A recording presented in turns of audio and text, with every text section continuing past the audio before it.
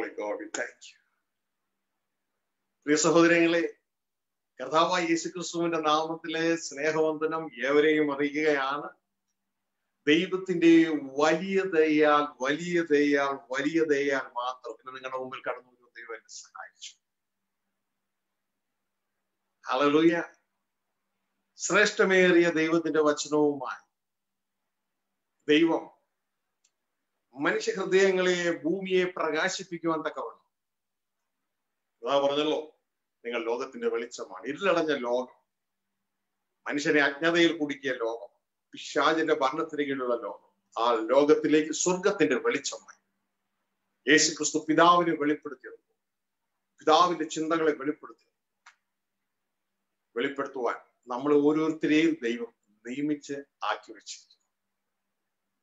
കഴിഞ്ഞ സന്ദേശത്തിൽ ഇതുമായുള്ള ബന്ധത്തിൽ പ്രിയ സഹോദരങ്ങളെ നാം മനസ്സിലാക്കിയത് വളരെ മേജറായിട്ടുള്ള കാര്യമായി.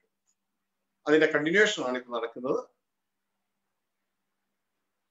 ദൈവവചനത്തിലെ, അതായത് ബൈബിളിലെ ഗൗരവകരമായ ട്രാൻസ്ലേഷൻ മിസ്റ്റേക്കുകൾ, അത് മനുഷ്യനെ, അവന്റെ വിശ്വാസത്തിനെ ഗതി തിരിച്ചുവിട്ട് കളഞ്ഞു. അപ്പോ ഇതുമായുള്ള ബന്ധത്തിലുള്ള ചിന്തകളാണ് നമ്മളിപ്പോ മനസ്സിലാക്കിക്കൊണ്ടിരിക്കുന്നത്.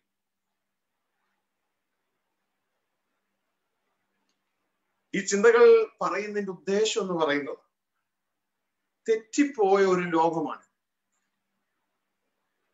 ആ തെറ്റിപ്പോയ ലോകത്ത്, തെറ്റിപ്പോയ സഹോദരങ്ങളുടെ നടുവില് ചിലർക്ക്, ദൈവത്തോട് കൂടെ വസിക്കുന്ന, ദൈവത്തോട് കൂടെ നടക്കുന്ന ചിലർക്ക് ദൈവം തന്റെ ചിന്തകളെ വെളിപ്പെടുത്തി കൊടുക്കും. അവരെന്ത് ചെയ്യണം? അതിനെ മൂടി വെക്കുക. അവരതിനെ വെളിപ്പെടുത്തണം, സഹോദരങ്ങളുടെ ഇടയിൽ വെളിപ്പെടുത്തണം. എന്തിനാണെന്നറിയാമോ? അപ്പൻ അവർക്ക് കൊടുത്ത ചിന്തകൾ അവർക്ക് വെളിപ്പെടുത്തി സഹോദരങ്ങളെല്ലാം അപ്പന്റെ ചിന്തകൾ അറിയിച്ച് അപ്പനിലേക്ക് വഴി നടത്തണം. അവരെ ദുഷ്ടന്റെ കയ്യിൽ നിന്ന് വിടുവിച്ച് അപ്പനിലേക്ക് വഴി നടത്തണം. അപ്പോ പ്രിയ സഹോദരങ്ങളെ, ഇതുമായുള്ള ബന്ധത്തില് കർത്താവ് രാവിലെ എനിക്ക് തന്നൊരു ചിന്ത എന്ന് പറയുന്നത്, ഞാൻ ചിന്തിച്ചൊരു കാര്യം, പല സഹോദരങ്ങളും ഈ ചിന്തകൾ അറിഞ്ഞിട്ട് ദൈവത്തിന്റെ സത്യം അവർക്ക് അറിയാം, പക്ഷെ അവർ മിണ്ടുന്നില്ല. കർത്താവ് എനിക്ക് തന്നൊരു ചിന്ത ഞാൻ നിങ്ങളോട് പറഞ്ഞിട്ട് മുന്നോട്ടേക്ക് പോവുകയാണ്. അതായത് ഒരു അപ്പന് 10-12 മക്കളുണ്ട്. ആദ്യത്തെ മോനോട് പറഞ്ഞു ഇന്നത് ചെയ്യുന്ന ആദ്യത്തെ മോനോട് പറഞ്ഞു, ആ വ്യക്തി അത് ചെയ്തില്ല. അപ്പം പറഞ്ഞതിന് അനുസരിക്കണ കാണിച്ചു. പിന്നെ ആ വ്യക്തിയുടെ മക്കൾക്കൊന്നും പിന്നെ ഈ അപ്പൻ എന്താ ചെയ്യാൻ പറഞ്ഞെന്ന് അറിയത്തുമില്ല. അങ്ങനെ ഇതാ 5-6 മക്കള്, അവർക്ക് ഒന്നും ഇത് അറിയത്തില്ല. തുടർന്ന് 7-ാമൻ വന്നു. 7-ാമൻ വന്നപ്പോ 7-ാമന് ഈ അപ്പനോട് കൂടെ വസിച്ചത് കൊണ്ട് 7-ാമന് അപ്പൻ ഈ 1-ാമനോട് ചെയ്യാൻ പറഞ്ഞ കാര്യങ്ങൾ 7-ാമനോട് വെളിപ്പെടുത്തി. 7-ാമനോട് വെളിപ്പെടുത്തിയപ്പോ ഇതാ 7-ാമൻ വന്ന് ഈ ആദ്യത്തെ 5-6 സഹോദരങ്ങളുടെ അടുക്കൽ വന്നു. അപ്പൊ അവരൊക്കെ പറഞ്ഞത് വേറെയാണ്, അപ്പം പറഞ്ഞതല്ല. അവർക്കൊന്നും അറിയില്ല, അപ്പം പറഞ്ഞ എന്താന്ന് അറിഞ്ഞൂടാ. അവരൊക്കെ പറഞ്ഞത് വേറെയാണ്. അപ്പൊ 7-ാമൻ വന്നു. 7-ാമൻ ഈ കാര്യം അറിഞ്ഞു, അപ്പന്റെ ആഗ്രഹം എന്നതാണ്. അപ്പൊ ഈ ആദ്യത്തെ 5 അല്ലെങ്കിൽ 5-6 സഹോദരങ്ങൾ പറഞ്ഞത് വേറെയാ. അപ്പൊ 7-ാമൻ ഇത് പറയാൻ അടുത്തത്, അപ്പൊ ഇവര് പറഞ്ഞത് വേറെയാ. അയ്യോ, ഞാനപ്പൊ ഇത് പറഞ്ഞ എന്നെ ഈ 5 സഹോദരങ്ങൾ വെറുക്കത്തില്ലേ? ഞാനിപ്പോ ഇവരോട് ഇത് പറഞ്ഞാൽ അവരെന്നെ വെറുക്കൂലേ? അപ്പന്റെ ഇഷ്ടം അവരോട് പറയണ ഇന്നതാണെന്ന് പറഞ്ഞാൽ അവരെന്നെ അവരുടെ സംഘടനയിൽ നിന്ന് പുറത്താക്കും. അവരുടെ സംഘടനയിൽ നിന്ന് പുറത്താക്കും. അതുകൊണ്ട് ഞാൻ എന്ത് ചെയ്യത്തില്ല, ഞാന് ഇവരെ പിണക്കാതിരിക്കാൻ വേണ്ടി അപ്പൻ എനിക്ക് തന്നത് ഞാൻ ഇവരോട് പറയത്തില്ല. അപ്പൻ എനിക്ക് തന്നത് ഞാൻ ഇവരോട് പറയത്തില്ല എന്ന ചിന്തയാണ് അധികം പേർ. കാരണം ഇവരുടെ സംഘടനയിൽ ഞാൻ നിൽക്കണമെങ്കിൽ, ഇവരോടുകൂടെ നിൽക്കണമെങ്കിൽ അപ്പം പറഞ്ഞത് ഇവരോട് പറഞ്ഞ് ഇവരെ പിണക്കിയാൽ പിന്നെ എനിക്ക് അവരുടെ സംഘടന നിൽക്കാൻ പറ്റില്ല, അവരുടെ കൂടെ നിൽക്കാൻ പറ്റത്തില്ല. അവരെന്റെ ദുരുപദേശകൻ എന്ന് പറയും. കാരണം അവര് പറയുന്നതല്ലോ ഞാൻ പറയുന്നേ. സഹോദരങ്ങളെ, ഇതുകൊണ്ടാണ് നല്ലൊരു പങ്കും സത്യം അറിഞ്ഞിട്ടും സത്യം വിളിച്ചു പറയാതിരിക്കുക.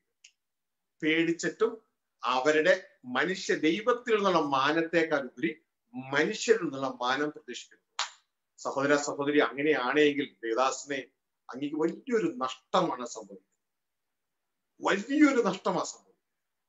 ദൈവം പല നാളുകളെ കാത്തിരിക്കും നമ്മൾ സംസാരിക്കുന്നത്. ഫലമില്ലെങ്കിൽ ദൈവം എന്ത് ചെയ്യും? വെട്ടിക്കളയും. പ്രിയ സഹോദരങ്ങളെ, നാം മനസ്സിലാക്കിയാട്ടെ, നമ്മൾ മിണ്ടാതിരിക്കുമ്പോൾ നമ്മൾ എന്തൊക്കെ ചെയ്യണം തെറ്റെന്നറിയാമോ? നമ്മൾ മിണ്ടാതിരിക്കുമ്പോൾ ആദ്യം നമ്മൾ നമ്മുടെ ദൈവത്തെ സ്നേഹിക്കുന്നില്ല. ദൈവം നമുക്ക് തന്നു സഹോദരങ്ങൾ കൊടുക്കാൻ, കാരണം അവർ ഇരുട്ടില്ല. നമ്മൾ നമ്മുടെ ദൈവത്തെ സ്നേഹിക്കുന്നില്ല. രണ്ടാമത് നമ്മൾ നമ്മുടെ സഹോദരങ്ങളെ സ്നേഹിക്കുന്നില്ല. കാരണം അവർ ഈ അജ്ഞതയിൽ കിടന്നാൽ അവരെ ദുഷ്ടൻ പിടിക്കും. അവരും ദുഷ്ടന്റെ ശിക്ഷയിലേക്ക് അവരും കടന്നു പോകും. അപ്പൊ ഇതിന്റെ എല്ലാം കാരണം ദൈവം നമുക്ക് വെളിച്ചം തന്നിട്ട് നമ്മൾ മിണ്ടാതിരുന്ന് അവരെയും പ്രസാദിപ്പിക്കണം എന്ന് പറഞ്ഞ് മിണ്ടാതിരുന്നാൽ നമ്മൾ ആരായി? നമ്മൾ മറ്റൊരാദമായി. നിങ്ങൾ ചോദിക്കും, മറ്റൊരാദോ? അതെ, ആദത്തോട് ദൈവം പറഞ്ഞു, നീ ഇന്നത് ചെയ്യണം, ഇന്നത് ചെയ്യരുത്. ഹവ്വ പോയി വേറൊരു പ്രസംഗം കേട്ടിട്ട് വന്നു. ആരുടെ പ്രസംഗം? പിശാചിന്റെ പ്രസംഗം പാമ്പിലൂടെ കേട്ടിട്ട് വന്നു.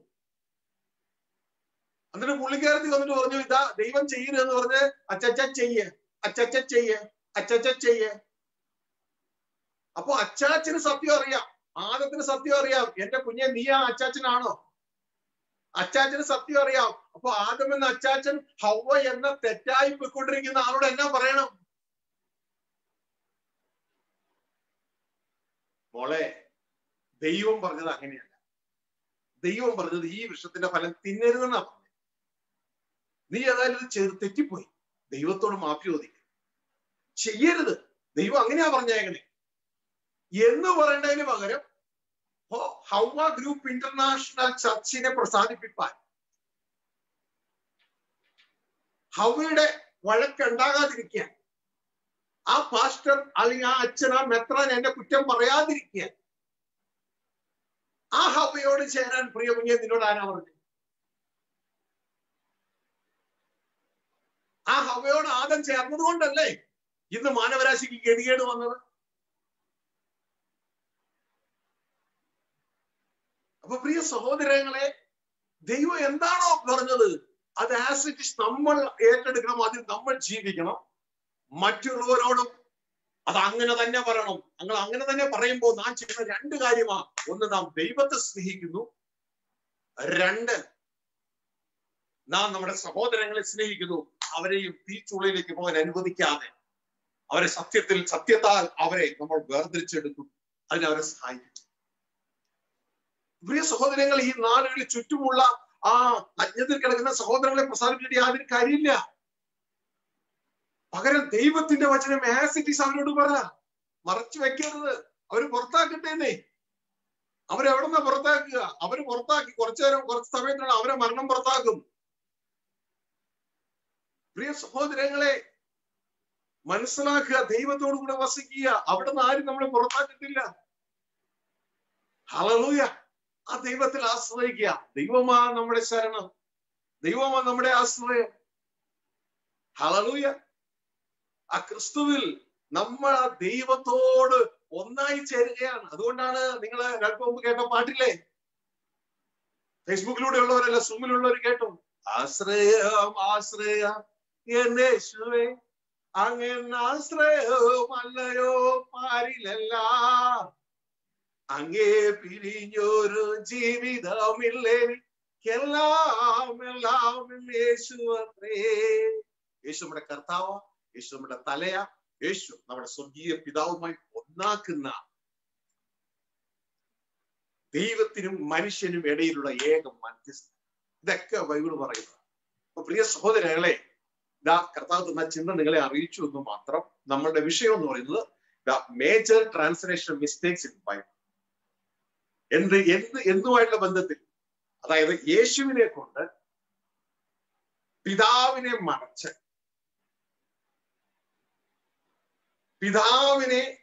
പിതാവിന്റെ സ്ഥാനത്ത് യേശുവിനെ കൊണ്ടുവന്ന് പിതാവിനെ മറയ്ക്കുന്ന അങ്ങനെയുള്ള ട്രാൻസ്ലേഷൻ മിസ്റ്റേക്കുകളാണ് എടുത്തു തരുന്നത്. അതിന്റെ ഉദ്ദേശം എന്ന് പറയുന്നത്, പ്രിയ സഹോദരങ്ങളെ, നമ്മൾ കൂടുതൽ അജ്ഞതയിൽ നിന്ന് അജ്ഞതയിൽ കുടുങ്ങിപ്പോകാതെ കൂടുതൽ നിത്യജീവന് വളരാൻ വേണ്ടിയാണ്.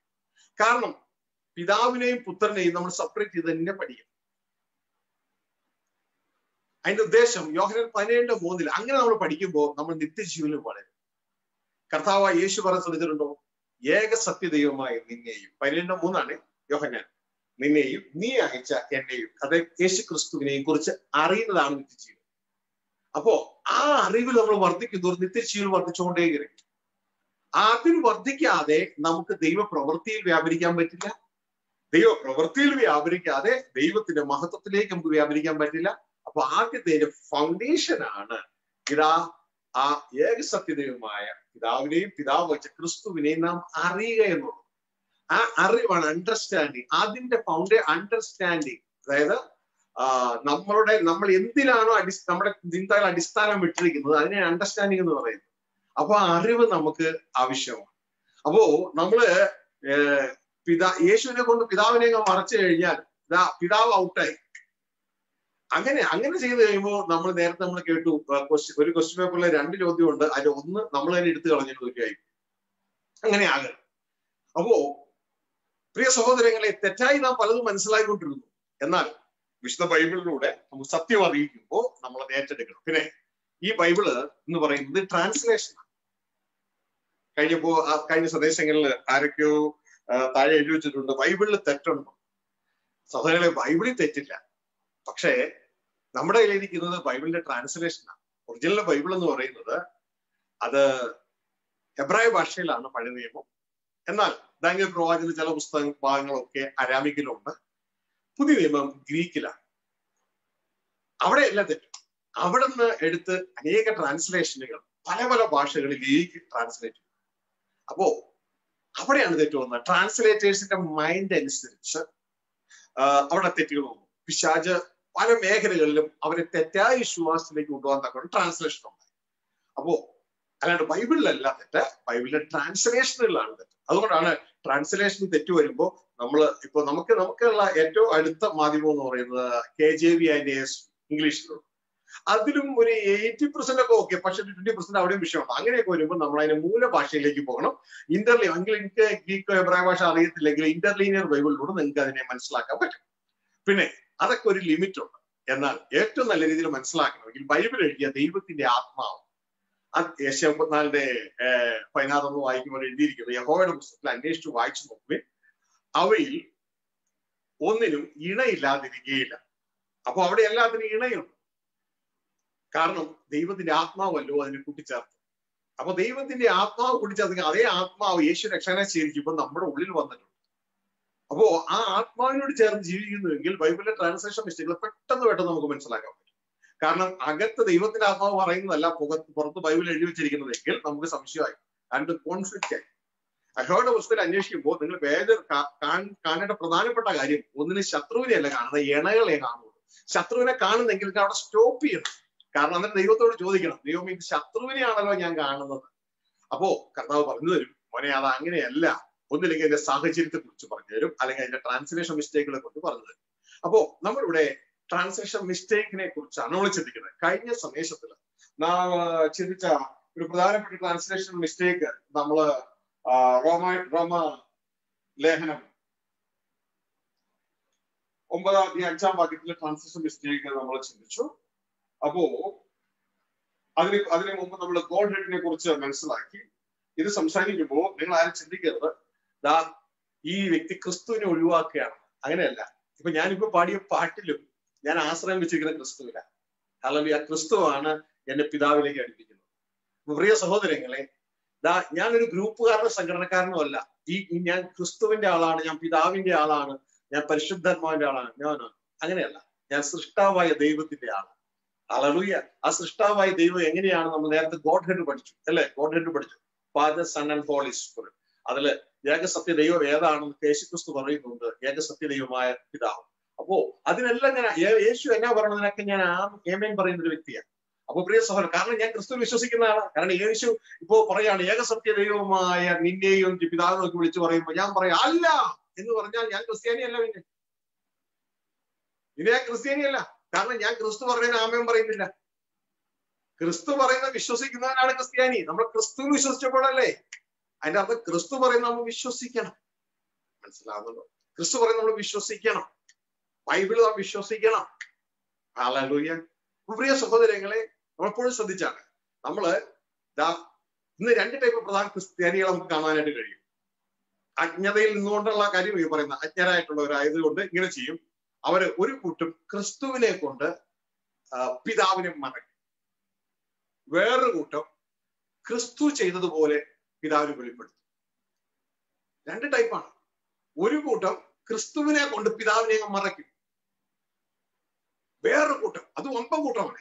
വേറൊരു കൂട്ടം, ചെറിയ കൂട്ടം, അവര് ക്രിസ്തു ചെയ്തതുപോലെ പിതാവിനെ വെളിപ്പെടുത്തും. യോഹന്നാൻ 1:12 പറയുന്നു, ദൈവത്തെ ആരും ഇന്നാളും കണ്ടില്ല, തന്റെ മാറിലിരിക്കുന്ന പുത്രൻ പിതാവിനെ വെളിപ്പെടുത്തും. അതാണ് ബൈബിളിലെ ക്രിസ്തു. അപ്പൊ ക്രിസ്തുവിനെ അനുഗമിക്കുന്നവൻ അത് തന്നെ ചെയ്യും. പക്ഷേ ക്രിസ്തു പറയുന്നതിന് ഓപ്പോസിറ്റ് പറയും. ഏകസത്യമായ പിതാവാണ് ദൈവം ക്രിസ്തു യോഹന്നാൻ 17:3 പറയുമ്പോ ഇത് അതിനെ വിശ്വസിക്കാൻ പറ്റാതെ ആമേൻ പറയാതെ അവര് വേറെ വാക്യം തപ്പിപ്പോകും. അയ്യോ, അവരെല്ലാം ക്രിസ്ത്യാനികൾ. ക്രിസ്തു എന്ത് പറഞ്ഞതിന് ആമേൻ പറയുന്നവരാണ് ക്രിസ്ത്യാനി. അതിന് ആമേൻ പറയണോ? എന്നിട്ട് എന്ത് ചെയ്യണം? ക്രിസ്തുവിനെ കൊണ്ട് പിതാവിനെ മറക്കുകയല്ല വേണ്ടത്, ക്രിസ്തു വെളിപ്പെടുത്തിയതുപോലെ പിതാവിനെ വെളിപ്പെടുത്തണം. അതാണ് ക്രിസ്തുവിനെ അനുഗമിക്കുന്ന നടക്കുന്നത്. പ്രിയ സഹോദരങ്ങളെ, അതിനാൽ നിങ്ങളെ സഹായിക്കുകയാണ് ചെയ്യുന്നത്. ഒന്നിനെയും അവോയ്ഡ് ചെയ്യുകയല്ല. പിതാവിന് കൊടുക്കേണ്ട സ്ഥാനം പിതാവിന്, പുത്രന് കൊടുക്കേണ്ട സ്ഥാനം പുത്രനും, പരിശുദ്ധാത്മാവിന് കൊടുക്കേണ്ട സ്ഥാനം പരിശുദ്ധാത്മാവിന് കൊടുത്തു കഴിഞ്ഞാൽ നമ്മുടെ ആത്മീയ ജീവിതം മനോഹരമാണ്. ഹല്ലേലൂയ. പ്രിയ സഹോദരങ്ങളെ, സ്ക്രീനിലൂടെ ഒന്ന് ഷെയർ ചെയ്യുമ്പോൾ നിങ്ങൾക്ക് പെട്ടെന്നുള്ള കാര്യങ്ങൾ മനസ്സിലാക്കി മുന്നോട്ടേക്ക് പോകാൻ കഴിയും ഞാൻ ചിന്തിക്കുന്നു.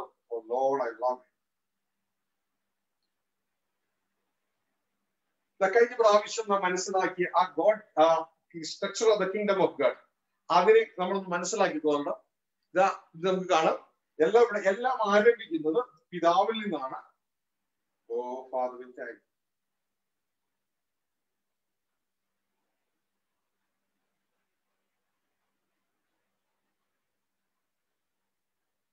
എല്ലാം ആരംഭിക്കുന്നത് പിതാവിൽ നിന്നാണ്.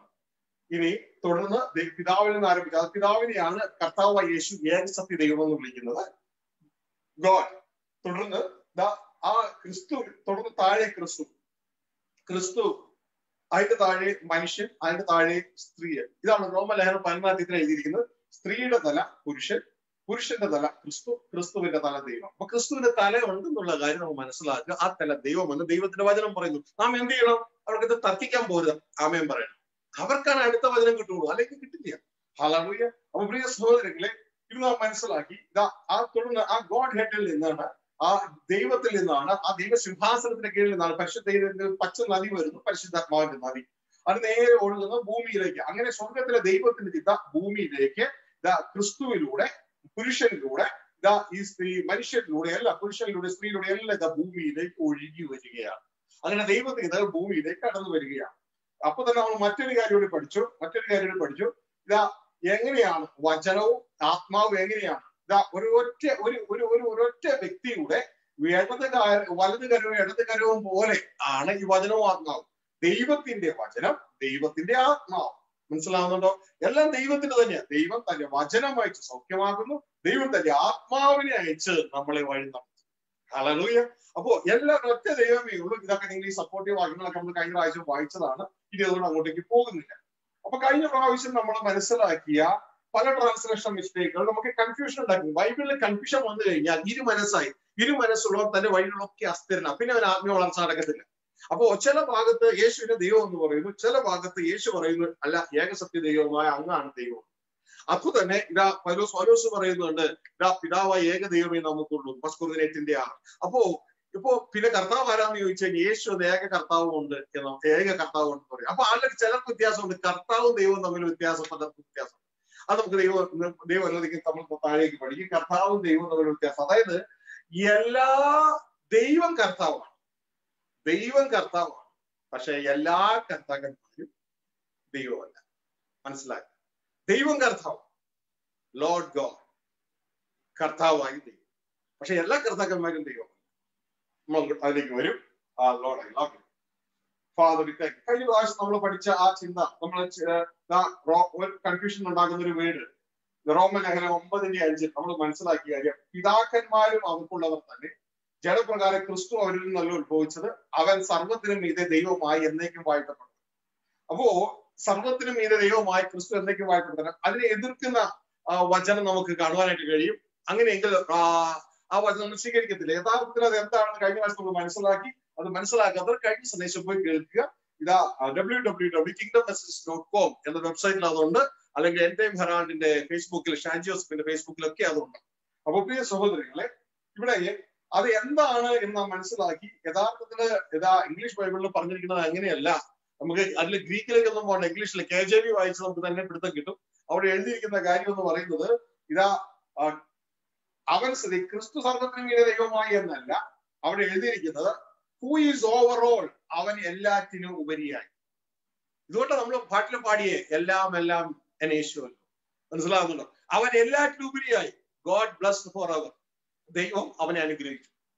എല്ലാറ്റിനും ഉപരിയായി, സർവനാമത്തിനും ഉപരിയായി ദൈവം യേശുവിനെ ഉയർത്തി അനുഗ്രഹിച്ചു. ഇതുകൊണ്ടാണ് ഫിലിപ്പിയ ലേഖനമൊക്കെ ഇത് സപ്പോർട്ട് ചെയ്യുന്നത്. 2-ാം അധ്യായം അവിടെ പറയുന്ന ഒരു കാര്യമുണ്ട്, അവൻ ദൈവരൂപത്തിലിരിക്കെ ദൈവത്തോടുള്ള ശബ്ദം മുറിയെ പിടിക്കണമെന്ന് വിചാരിക്കാതെ തന്നെത്താൻ താഴ്ത്തി വേഷത്തിന് മനുഷ്യനായി അപ്പോസ്തലന്റെ മരണത്തോളം അനുസരണമുള്ളവനായി, അതുകൊണ്ട് ദൈവം ഏറ്റവും ഉയർത്തി.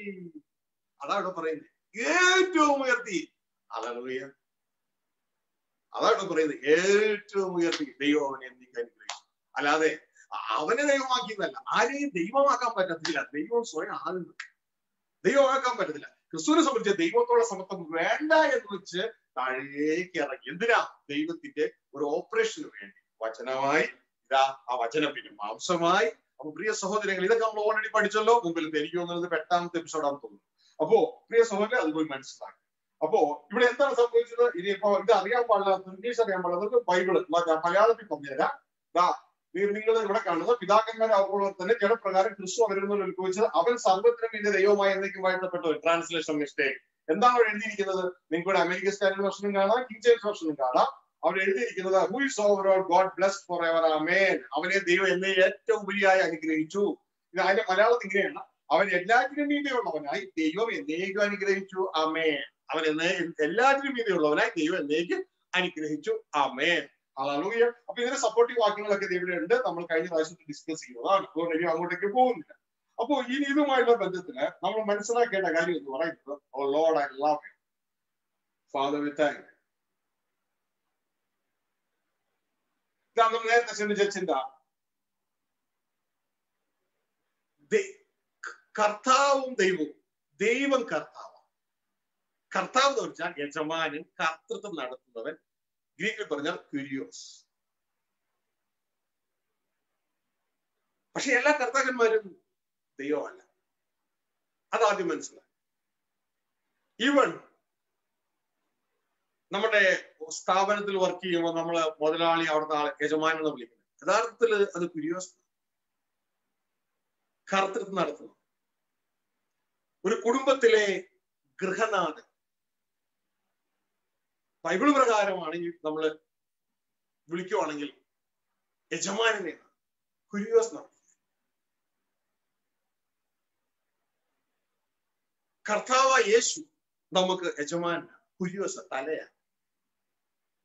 ഒരു കോളേജിൽ പ്രിൻസിപ്പൾ ക്യൂരിയോസ് തലയാണ്, യജമാനാണ്, ലോർഡാണ്.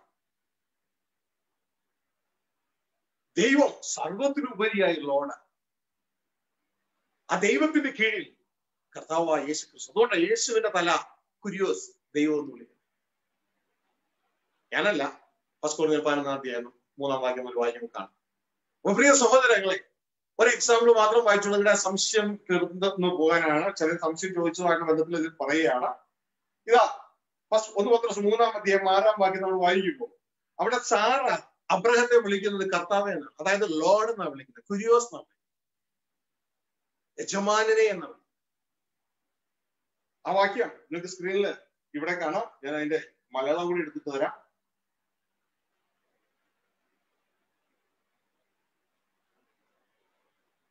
ഇതാ അങ്ങനെ വിളിയിരിക്കുകയാണ്. അതിന്റെ 6-ാം വാക്യം 1 പത്രോസ് 3-ന്റെ 6. അങ്ങനെ സാറ അബ്രഹാമിനെ യജമാനൻ, ലോർഡ്, ക്യൂരിയോസ് എന്ന് വിളിച്ച് അനുസരിച്ചിരുന്നു. മനസ്സിലാകുന്നുണ്ടോ? ദാ ഇംഗ്ലീഷ് തന്നെ ലോഡ് എന്ന് വിളിക്കുന്നത്, അതിന്റെ ഗ്രീക്ക് ഭാഷ എന്ന് പറയുന്നത് ക്യൂരിയോസ്. ഹല്ലേലൂയ. ദൈവം ക്യൂരിയോസ് തന്നെയാണ്, യേശു ക്യൂരിയോസ് തന്നെയാണ്, അബ്രഹാം ക്യൂരിയോസ് തന്നെയാണ്, ഓരോ ഗൃഹനാഥന്മാരും ക്യൂരിയോസ് തന്നെയാണ്. പക്ഷെ അത് ദൈവത്തിന്റെ സ്ഥാനമല്ല. ഹല്ലേലൂയ. മനസ്സിലായെന്ന് വിശ്വസിക്കുന്നു. ഇനി ഞാൻ അവിടെ നിന്ന് കടന്നു പോകട്ടെ. നമുക്ക് ഇത് വളരെ വീണ്ടും ആഴത്തിൽ കാര്യങ്ങൾ മനസ്സിലാക്കാൻ. അപ്പൊ നമ്മൾ ചെയ്യേണ്ട ഒരു കാര്യം എന്ന് പറയുന്നത്, ഇതാ രണ്ടറ്റത്തേക്ക് പോരുത്. നമ്മള്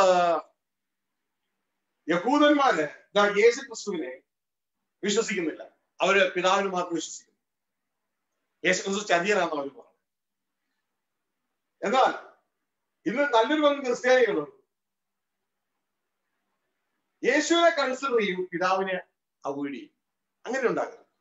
കാരണം അതിന്റെ ബുദ്ധിമുട്ടെന്ന് അവർ പഠിച്ചു വന്നത് നേരത്തെ കേട്ടില്ലേ, ആദ്യത്തെ ആ മകൻ തള്ളിക്കളഞ്ഞു, തുടർന്ന് ആ അടുത്ത മക്കളൊന്നും ഇത് അറിഞ്ഞില്ല. യഥാർത്ഥത്തിൽ അവർ തെറ്റിലാ വളർന്നത്. എന്നാൽ അറിഞ്ഞാൽ നീ ഇത് സൗമിത്രയുടെ ഭാഷയിൽ നമുക്ക് പറഞ്ഞു കൊടുക്കണം. അവർക്ക് അംഗീകരിക്കാൻ ബുദ്ധിമുട്ടുണ്ടാകും. കാരണം അവരിതിനെ ലൈക്ക് ഒന്നും ചെയ്യത്തില്ല, ഇഷ്ടമൊന്നും പെടത്തില്ല. കാരണം അവരിഷ്ടപ്പെട്ടാൽ ആരൊക്കെ ഇതിനെ ഇഷ്ടപ്പെടുന്നുണ്ടെന്ന് അവരുടെ ചേട്ടന്മാർ നോക്കുന്നുണ്ട്. അവരെ അവിടുന്ന് പുറത്താക്കും. അതുകൊണ്ട് അവർക്ക് പേടിച്ചിട്ട് അവരൊന്നും ചെയ്യില്ല. പിന്നെ ഒരിക്കലും അവരെ സ്പിരിച്വൽ സ്പൈൻ അവർക്ക് വളർന്നു വരും. ആരെ പോലെ? പൗലോസിനെ പോലെ. അപ്പൊ അവർ മിണ്ടും. അതുവരെ അവർ മിണ്ടുന്നില്ല. കാരണം അവരുടെ സംഘടനയിൽ നിന്ന്, അവരുടെ ഗ്രൂപ്പിൽ നിന്ന് അവരെ പുറത്താക്കും. അപ്പൊ പ്രിയ സഹോദരങ്ങളെ, ഇവിടെ നമ്മൾ മനസ്സിലാക്കേണ്ട കാര്യം എന്ന് പറയുന്നത്, ഇത് രണ്ടിന്റെ തമ്മിൽ നിൽക്കരുത്. യഹൂദന്മാർ യേശുവിനെ അംഗീകരിക്കുന്നില്ല. ഇന്ന് നല്ലൊരു പങ്ക് ക്രിസ്ത്യാനികളും യേശുവിനെ കൊണ്ട് പിതാവിനെ അങ്ങ് മറച്ചു. രണ്ടിന്റെയും നമ്മള് ഇതിന് രണ്ടിന്റെയും അറ്റത്തേക്ക് പോയി നിൽക്കരുത്. ബൈബിൾ എങ്ങനെ നമുക്ക് കൊടുത്തിരിക്കുന്നോ അതേ രീതിയിൽ തന്നെ നമ്മൾ വിശ്വസിക്കാനായിട്ട് അറിയണം. ഹല്ലേലൂയ. യേശുവിനെ നമ്മൾ തള്ളിക്കളയരുത് യഹൂദന്മാരെ പോലെ. കാരണം പിതാവിന്റെ ആഗ്രഹമാണ് നമ്മൾ പുത്രനായ ക്രിസ്തുവിനെ ബഹുമാനിക്കണം. അതുകൊണ്ട് പിതാവ് ചെയ്തൊരു പ്രത്യേക പദ്ധതി എന്നാണെന്നറിയാമോ? പിതാവ് ന്യായവിധി ഒന്നും പിതാവ് എടുക്കാതെ പിതാവ് ന്യായവിധി എല്ലാം പുത്രന് കൊടുത്തു. അതിന്റെ ഉദ്ദേശം ഇതാണ്, പർപ്പസ്. തന്നെ മനുഷ്യൻ ബഹുമാനിക്കുന്നത് പോലെ പുത്രനെ ബഹുമാനിക്കും. അപ്പൊ പുത്രനെ ഒഴിവാക്കുകയല്ല അവിടെ. പുത്രനെ നമ്മൾ ബഹുമാനിക്കണം, പുത്രനെ ബഹുമാനിക്കുന്ന പിതാവിനെ ബഹുമാനിക്കണം. മനസ്സിലായോ? ഇനി മറു സൈഡില് യഹൂദന്മാരുടെ ഘട്ടത്തിൽ സംഭവിച്ച ഒരു കാര്യമാണ് പുത്രനെ ബഹുമാനിച്ചില്ല. ഇനി മറു സൈഡിൽ ഇന്നത്തെ അജ്ഞരായ ക്രിസ്ത്യാനികൾ അവര് ചെയ്തത് പുത്രനെ കൊണ്ട് പിതാവിനെ അങ്ങ് മറയ്ക്കും. യേശു ചെയ്തതിന്റെ എക്സാക്ട് ഓപ്പോസിറ്റ് അവർ ചെയ്യുന്നത്. യേശു ചെയ്തത് അദൃശ്യനായ പിതാവിനെ വെളിപ്പെടുത്തുകയാണ്. പക്ഷെ ഇവരെ യേശുവിനെ കൊണ്ട് യേശു എന്താണോ ചെയ്യുന്നത് അതിന്റെ ഓപ്പോസിറ്റ് ചെയ്യും. ശരിക്കും അജ്ഞതയിൽ പിടിക്കപ്പെട്ടാണ്. അപ്പൊ ആ ഒരു തരത്തിലേക്ക് പോകും. ഹല്ലേലൂയ. അപ്പൊ ബാലൻസ്ഡ് ആയിരിക്കണം. നമ്മൾ ബൈബിൾ എന്ത് പറഞ്ഞു അതനുസരിച്ച് ബാലൻസ്ഡ് ആയിരിക്കണം. നമ്മള് യോഹന്നാൻ സുവിശേഷം 5-ാം അധ്യായം 22-21 വാക്യം വായിക്കുമ്പോൾ, യോഹന്നാൻ സുവിശേഷം 5-ാം അധ്യായം അതിന്റെ 22-23 വായിക്കുമ്പോൾ അവിടെ എഴുതിയിരിക്കുന്നത്, എല്ലാവരും പിതാവിനെ ബഹുമാനിക്കുന്നത് പോലെ പുത്രനെയും ബഹുമാനിക്കേണ്ടതില്ല. പിതാവ് ആരെയും ന്യായം തിരിക്കാതെ ന്യായവിധി എല്ലാം പുത്രനെ കൊടുത്തിരിക്കുന്നു. ശ്രദ്ധിച്ചേ, ആക്ച്വലി സർവത്തിന്റെ ന്യായാധിപൻ ആരാന്നറിയാമോ? പിതാവായ ദൈവം. പിതാവായ ദൈവം.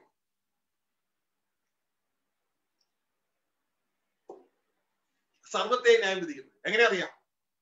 എബ്രായ ലേഖനം 12-ാം അധ്യായം 21-ാം വാക്യത്തിൽ പറയുന്നു, നമ്മൾ വീണ്ടും ജനിക്കപ്പെട്ടിരിക്കുന്നവർ ചെന്നിരിക്കുന്ന മണ്ഡലം സകലത്തിന്റെ ന്യായാധിപതിയായ ദൈവത്തിന്റെ അടുക്കലാണ്. സകലത്തിന്റെ ന്യായാധിപതിയായ ദൈവത്തിന്റെ അടുക്കൽ ചെന്നിരിക്കണം. സ്വർഗത്തിൽ നമ്മുടെ 1-ാമത്തെ പുസ്തകത്തിലുണ്ട് സ്പിരിറ്റ് വേൾഡ് ആൻഡ് സ്പിരിച്വൽ ഗ്രോത്തില്. അവിടുത്തെ 7 സാഹചര്യം, അതിലൊരു സാഹചര്യമാണ് പിതാവായ ദൈവം. അവിടെ പറയുന്നത് സർവത്തിന്റെ ന്യായാധിപതിയായ പിതാവായ ദൈവത്തിന്റെ അടുക്കൽ തന്നെ നമ്മൾ എത്തിയിരിക്കും. അപ്പോ ആ ന്യായാധിപതി ന്യായം വിധിക്കുന്നത് മുഴുവൻ തന്റെ പുത്രനെ കൊടുത്തു. അതിന്റെ കാരണം എന്താണെന്നറിയാമോ? എല്ലാവരും തന്നെ ബഹുമാനിക്കുന്നത് പോലെ തന്നെ പുത്രനെ ബഹുമാനിക്കും. അപ്പൊ ഇത് പറയുമ്പോ നിങ്ങൾ ചിന്തിക്കരുത് പുത്രനെ അവോയ്ഡ് ചെയ്യാണ്. അല്ല, ബൈബിൾ പറയുന്നത് പോലെ റൈറ്റ് ബാലൻസ് നമ്മൾ കൊടുക്കുവാനായിട്ട് അറിയാം. ഹല്ലേലൂയ. അപ്പൊ പ്രിയ സഹോദരങ്ങളെ, അവിടെ എഴുതിയിരിക്കുകയാണ്, എല്ലാവരും പിതാവിനെ ബഹുമാനിക്കുന്നത് പോലെ പുത്രനെ ബഹുമാനിക്കണം. പിതാവ് ആരെയും ന്യായം വിധിക്കാൻ ന്യായവിധി എല്ലാം പുത്രന് കൊടുത്തിരിക്കുന്നു. പുത്രനെ ബഹുമാനിക്കുന്നവൻ അവൻ അയച്ച പിതാവിനെയും ബഹുമാനിക്കുന്നു. ഹല്ലേലൂയ. ഇനി ശ്രദ്ധിച്ചേ, ഇനി പുത്രന്റെ വചനം കേട്ടിട്ട് നമ്മൾ പുത്രനിൽ ഒതുങ്ങുകയല്ല, പുത്രനിലൂടെ പിതാവിനെ കാണണം. അതാണ് അടുത്ത വാക്യം എഴുതിയിരിക്കുന്നത്. പുത്രൻ വെളിപ്പെടുന്നുണ്ടോ? ശ്രദ്ധിച്ചേ. ആമേൻ ആമേൻ. ഞാൻ നിങ്ങളോട് പറയുന്നു, എന്റെ വചനം കേട്ട്, അത് ക്രിസ്തുവിന്റെ വചനം കേട്ട് എന്നെ അയച്ചവനെ വിശ്വസിക്കുന്നവര് രക്ഷിച്ചുവെന്നുണ്ട്. അപ്പൊ ക്രിസ്തുവിന്റെ വചനം കേട്ടാൽ നമ്മൾ എങ്ങോട്ടേക്ക് പോകണം? യേശു വിശ്വസിക്കുന്നു എന്ന് പറയുമ്പോൾ യേശുവിനെ അയച്ച പിതാവ് നമ്മൾ വിശ്വസിച്ച് എത്തിക്കഴിഞ്ഞു. പക്ഷെ നമ്മൾ ഇന്ന് യേശു വിശ്വസിക്കുന്നു പറയുമ്പോൾ യേശുവിനെ അയച്ച പിതാവിനെ നമ്മൾ മറക്കുക. ആ ഫെയ്ത്ത് നമ്മുടെ ഉള്ളിൽ വരുന്നില്ല.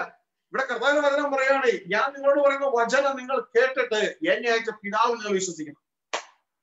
അങ്ങനെയുള്ള ശിക്ഷാവിധിയിലാകാൻ എത്തിച്ചുകളിലേക്ക് വരും. അപ്പോ ഇന്ന് സഹോദരങ്ങൾ നല്ലൊരു വന്ന് പിതാവിലേക്ക് എത്തുന്നില്ല. പകരം ഇതാ യേശുവിന്റെ നാമവും പറഞ്ഞുകൊണ്ട് ഏതാ പുറത്തവിടെ നിൽക്കുകയാണ്. അത് അപകടമാണ്. അങ്ങനെ കാരണം അത് യേശുവിനെ കൊണ്ട് തന്നെ യേശുവിന്റെ ആ പദ്ധതി അങ്ങ് മറച്ചു. യേശുവിന്റെ പദ്ധതി എന്ന് പറയുന്ന അദൃശ്യനായ പിതാവിനെ വെളിപ്പെടുത്തുക എന്നുള്ളതാണ്. അത് നടക്കുന്നില്ല. അത് നടക്കണം. ഹല്ലേലൂയ. അപ്പൊ പ്രിയ സഹോദരങ്ങളെ, ഇതൊക്കെ നമ്മുടെ ജീവിതത്തിൽ ബാലൻസ്ഡ് ആയിരിക്കും. അപ്പോ ചില ബൈബിൾ ട്രാൻസ്ലേഷനുകൾ ഇതിനെ ബ്ലോക്ക് ചെയ്യുന്നത് കൊണ്ട് നമുക്ക് അവിടെ അതിനെ ചിന്തിച്ചേ പറ്റുള്ളൂ. അതുകൊണ്ടാണ് ഇങ്ങനെയുള്ള റോങ് ഫെയ്ത്തുകളൊക്കെ കയറി വന്നത്. ഹല്ലേലൂയ. അപ്പൊ പ്രിയ സഹോദരങ്ങൾ, നമ്മളിവിടെ മനസ്സിലാക്കേണ്ട കാര്യം എന്ന് പറയുന്നത്, O Lord I love U, ഇങ്ങനെയുള്ള ക്രിസ്ത്യാനികൾ ചതിക്കപ്പെട്ട ക്രിസ്ത്യാനികളാണ്. അവർ നമ്മൾ സഹായിക്കണം പുറത്തു വരാനായിട്ട്. കാരണം യേശു ഇതിന്റെ എക്സാക്ട് ഓപ്പോസിറ്റ് അവർ ചെയ്യുന്നത്. യേശു പിതാവിനെ വെളിപ്പെടുത്തുന്നു, അവർ യേശുവിനെ കൊണ്ട് തന്നെ പിതാവിനെ മറയ്ക്കുന്നു. അങ്ങനെ ചെയ്യരുത്. ഇതാ നമുക്ക് ഇവിടെ കാണാം, Jesus claim to be who he is. യേശു ആരെന്നാണ് യേശു പറഞ്ഞത്? നമ്മൾ ശ്രദ്ധിക്കുക.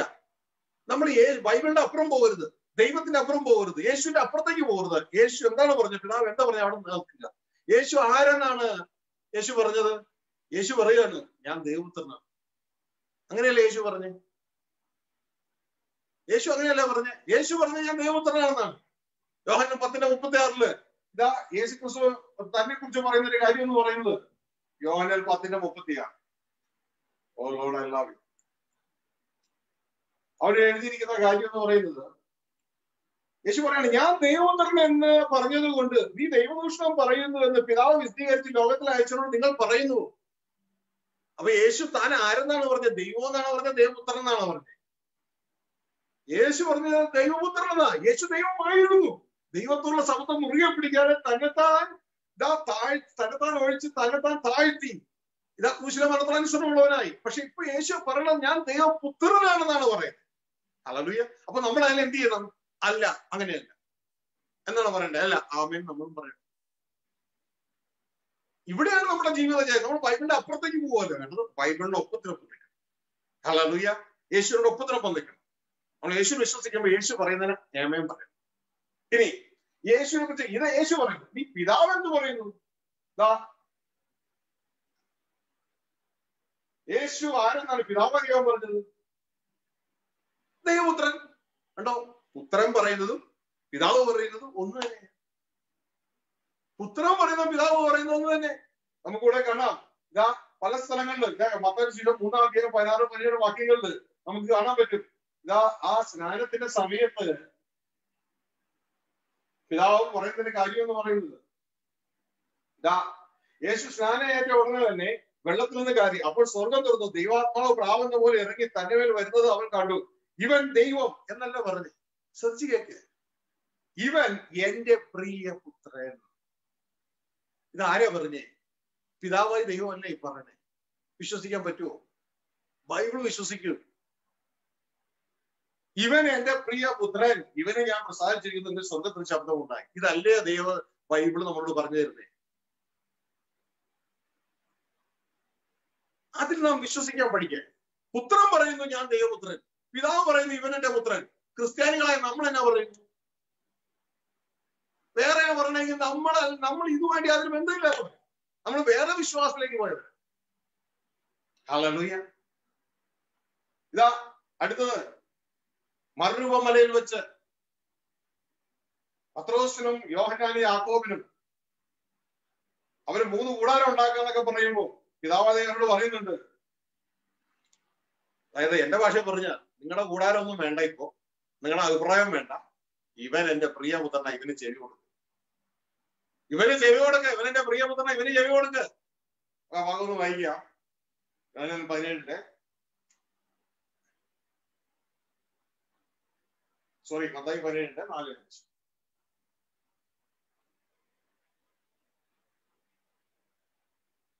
അവരെഴുതിയിരിക്കുകയാണ്. അപ്പോൾ പത്രോസ് യേശുവിനോട്, കർത്താവെ, നാം ഇവിടെ ഇരിക്കുന്നത് നിനക്ക് നന്ന്, നിനക്ക് സമ്മതമെങ്കിൽ ഞാൻ ഇവിടെ 3 കുടിലുണ്ടാക്കാം, ഒന്ന് നിനക്കും, ഒന്ന് മോശയ്ക്കും, ഒന്ന് ഏലിയാവിനും എന്ന് പറഞ്ഞു. അവർ പറയുമ്പോൾ തന്നെ പ്രകാശമുള്ള ഒരു മേഘം അവരുടെ മേൽ നിഴലിട്ടു.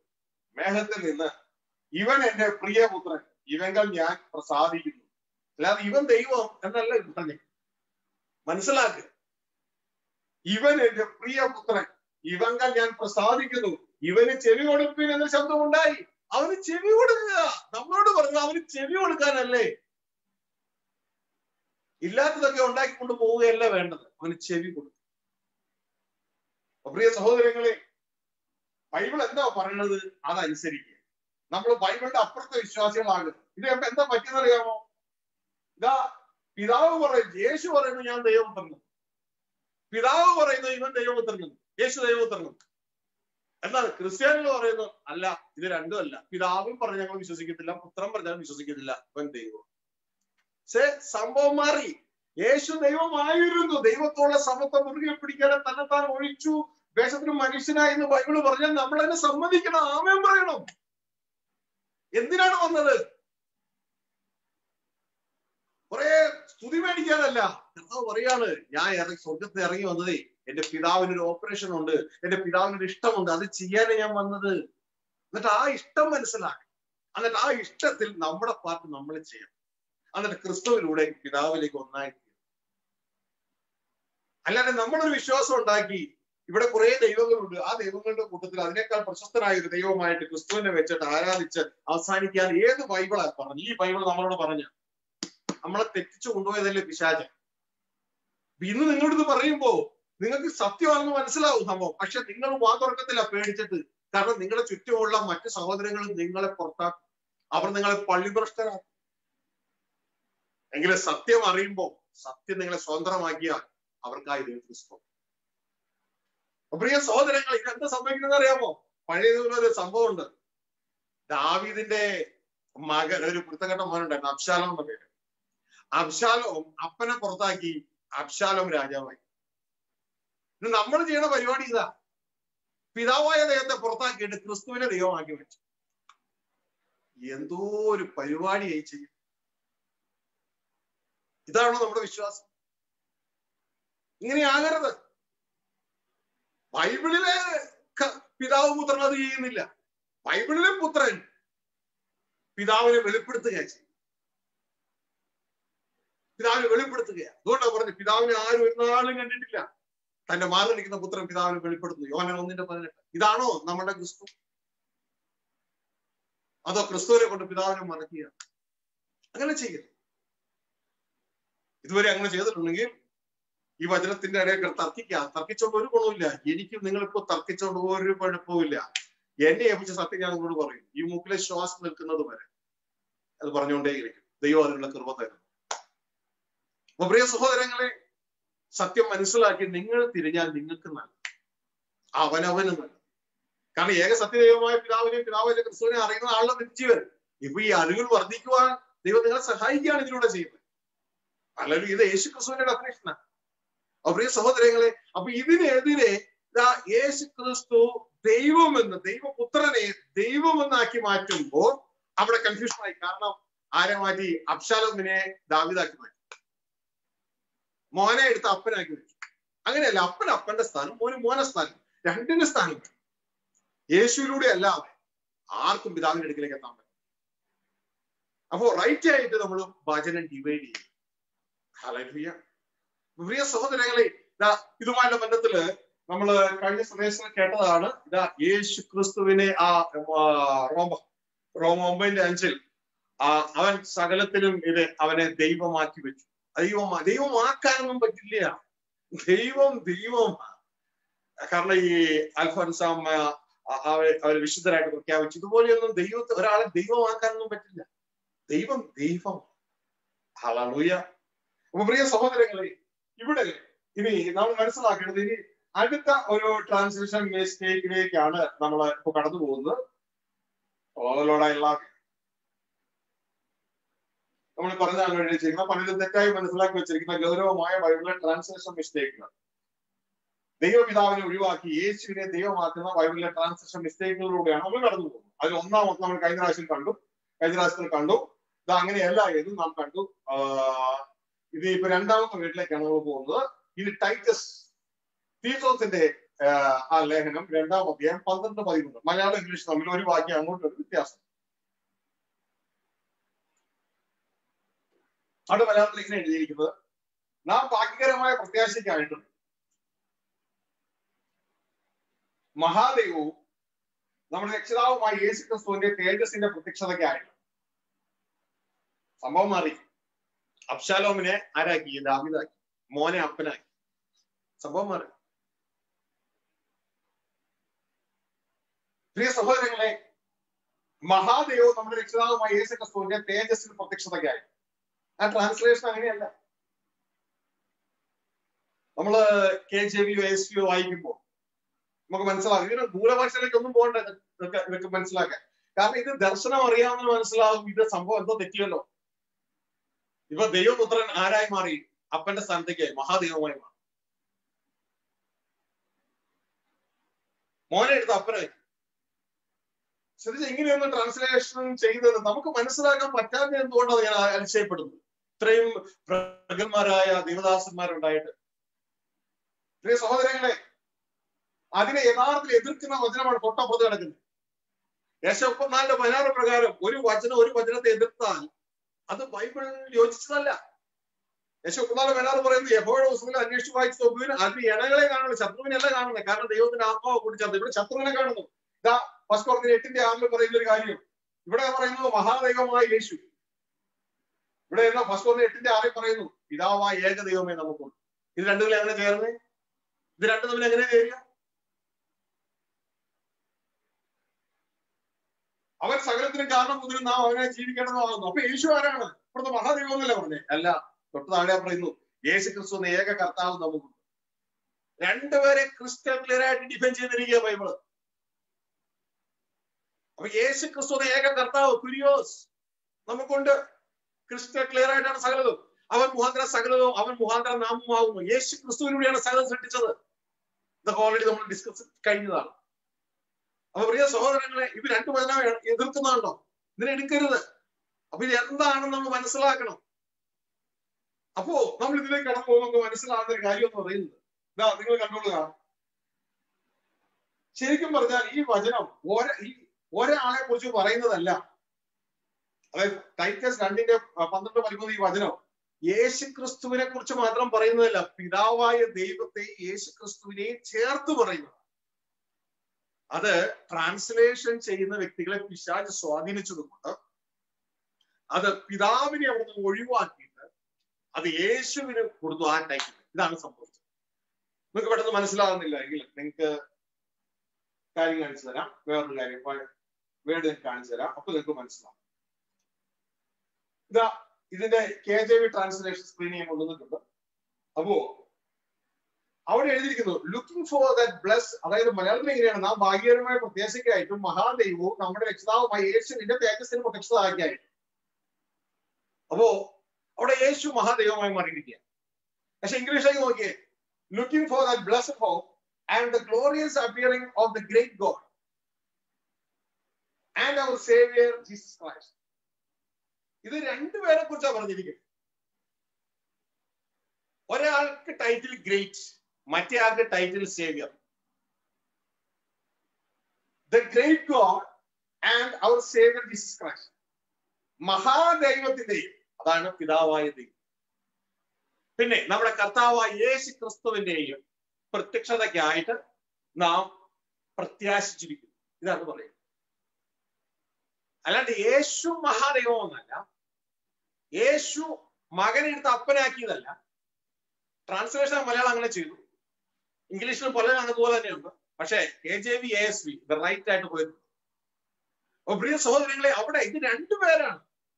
ഒന്നും അതായത് നമ്മളുടെ പ്രത്യാശ, നമ്മുടെ റിയൽ പ്രത്യാശ എന്തുവാണ്?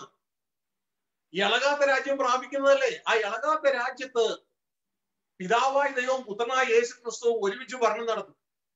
ആ ക്രിസ്തുവിന്റെ ഉള്ളിൽ നമ്മളും ഉണ്ടാകും. ആ ഒരു പ്രത്യാശയെ കുറിച്ച് ഇവിടെ പറയുന്നത്. നമ്മൾ അതിലേക്ക് ചിന്തിക്കും. അപ്പോ ഇവിടെ ഇതുമായിട്ട് നമുക്ക് മനസ്സിലാക്കാൻ പാകത്തിന് ഞാൻ നിങ്ങൾ പറയാം. നമുക്കറിയാലോ, നമ്മുടെ ഇന്ത്യൻ പ്രസിഡന്റിനെ കുറിച്ച് നമുക്കറിയാം, ഇന്ത്യൻ പ്രധാനമന്ത്രിയെ കുറിച്ച് അറിയാം അല്ലേ? ഇന്ത്യൻ പ്രസിഡന്റാണ് രാംനാഥ് കോവിന്ദ്. ശരിയാണോ? ഇന്ത്യൻ പ്രധാനമന്ത്രിയാണ് നരേന്ദ്രമോദി. അപ്പൊ അവര് വരുന്നു എന്നൊരു സന്ദേശം വന്നു. അപ്പൊ അതെങ്ങനെ എഴുതും? ഇന്ത്യൻ പ്രസിഡന്റ് രാംനാഥ് കോവിന്ദും പ്രധാനമന്ത്രി നരേന്ദ്രമോദിയും വരുന്നു. ഇതാണ് സന്ദേശം. ഒരു സാമ്പിൾ പറഞ്ഞു തരാൻ മറ്റത് മനസ്സിലാക്കാൻ വേണ്ടി. ഇനി ഇത് ഈ രാംനാഥ് കോവിന്ദിനെ കുറിച്ച് അറിയത്തില്ല, നരേന്ദ്രമോദിയെ കുറിച്ച് മാത്രമേ അറിയൂ. അങ്ങനെയുള്ള ഒരു വ്യക്തിയുടെ കയ്യിലേക്ക് ഇത് ഒന്ന് കൊടുത്തു കഴിഞ്ഞാൽ ആ വ്യക്തി ഇങ്ങനെ ട്രാൻസ്ലേറ്റ് ചെയ്യും. അതാണ് ഇവിടെ സംഭവിച്ചത്. ഒരാളെ അങ്ങ് വെട്ടിക്കളയും. അതായത് രാംനാഥ് കോവിന്ദിനെ വെട്ടിക്കളഞ്ഞിട്ട് നരേന്ദ്രമോദിയെ തന്നെ പ്രസിഡന്റും ആക്കും, നരേന്ദ്രമോദിയെ തന്നെ പ്രധാനമന്ത്രിയാക്കും. നോക്കോട്ടോ, ഇന്ത്യൻ പ്രസിഡന്റ് രാംനാഥ് കോവിന്ദ് എന്നുള്ളത് വെട്ടിക്കളഞ്ഞു, എന്നിട്ട് പ്രധാനമന്ത്രി നരേന്ദ്രമോദിയും വരും. ഇങ്ങനെ എഴുതി, ഇന്ത്യൻ പ്രസിഡന്റും പ്രധാനമന്ത്രിയുമായ നരേന്ദ്രമോദി വരും. എങ്ങനെയുണ്ട്? ഇന്ത്യൻ പ്രസിഡന്റും പ്രധാനമന്ത്രിയുമായ നരേന്ദ്രമോദി. അപ്പൊ നരേന്ദ്രമോദി എന്താ ഇന്ത്യൻ പ്രസിഡന്റ് ആയ?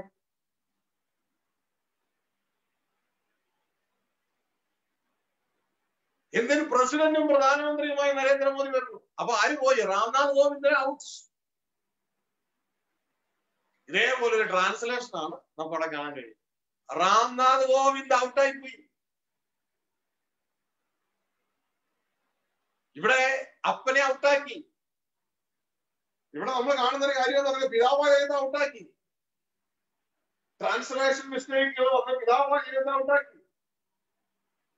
അവിടെ മഹാദൈവവും നമ്മുടെ രക്ഷിതാവായ യേശു ക്രിസ്തുവിന്റെ തേജസ്സിന്റെ പ്രത്യക്ഷമായിട്ട് യഥാർത്ഥത്തിൽ ഇങ്ങനെയാണ്, മഹാദൈവത്തിന്റെയും നമ്മുടെ രക്ഷിതാവായ യേശു ക്രിസ്തുവിന്റെയും തേജസ്സിന്റെ പ്രത്യക്ഷതയ്ക്കായി.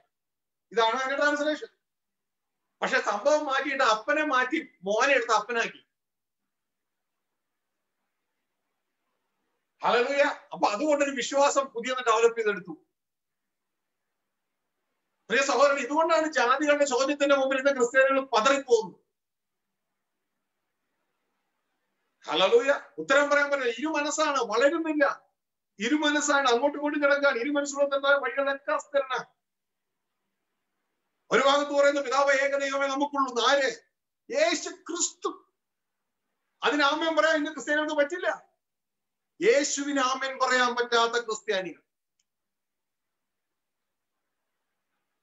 കാരണം അവർക്ക് സപ്പോർട്ട് ചെയ്യാൻ വചനത്തിലെ വേറെ ചില വാക്യങ്ങൾ, അതിനെ എതിർക്കുന്ന വാക്യങ്ങൾ. യേശുവാണ് ദൈവം, യേശുവാണ് ദൈവമെന്ന് ഇവര് പറയുമ്പോ യേശു എന്ന് പറയുന്ന പിതാവ് ഏക സത്യതയെ ഉള്ളൂ. അപ്പൊ ഈ കേൾക്കുന്ന മനസ്സ്, ഞാനിങ്ങനെ പറഞ്ഞ എന്റെ കൊച്ചത് കേൾക്കുമ്പോ അവർ ഇരുമനസ്സായി. അവരെങ്ങോട്ടേക്ക് ഓടും? ഇരുമനസ്സോളം തന്റെ വഴികളൊക്കെ അസ്ഥിരനായി.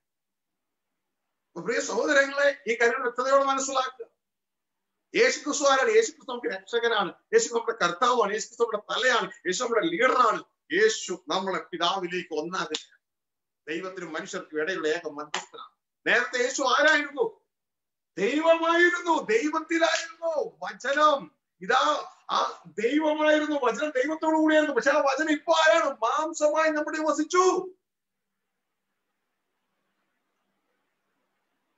ഇന്ന് യേശു നമ്മുടെ കർത്താവ്, പിതാവായി ദൈവത്തിന്റെ വലതുഭാഗത്ത് നമുക്ക് വേണ്ടി പക്ഷം പിടിച്ചു വാദിക്കുകയാണ്.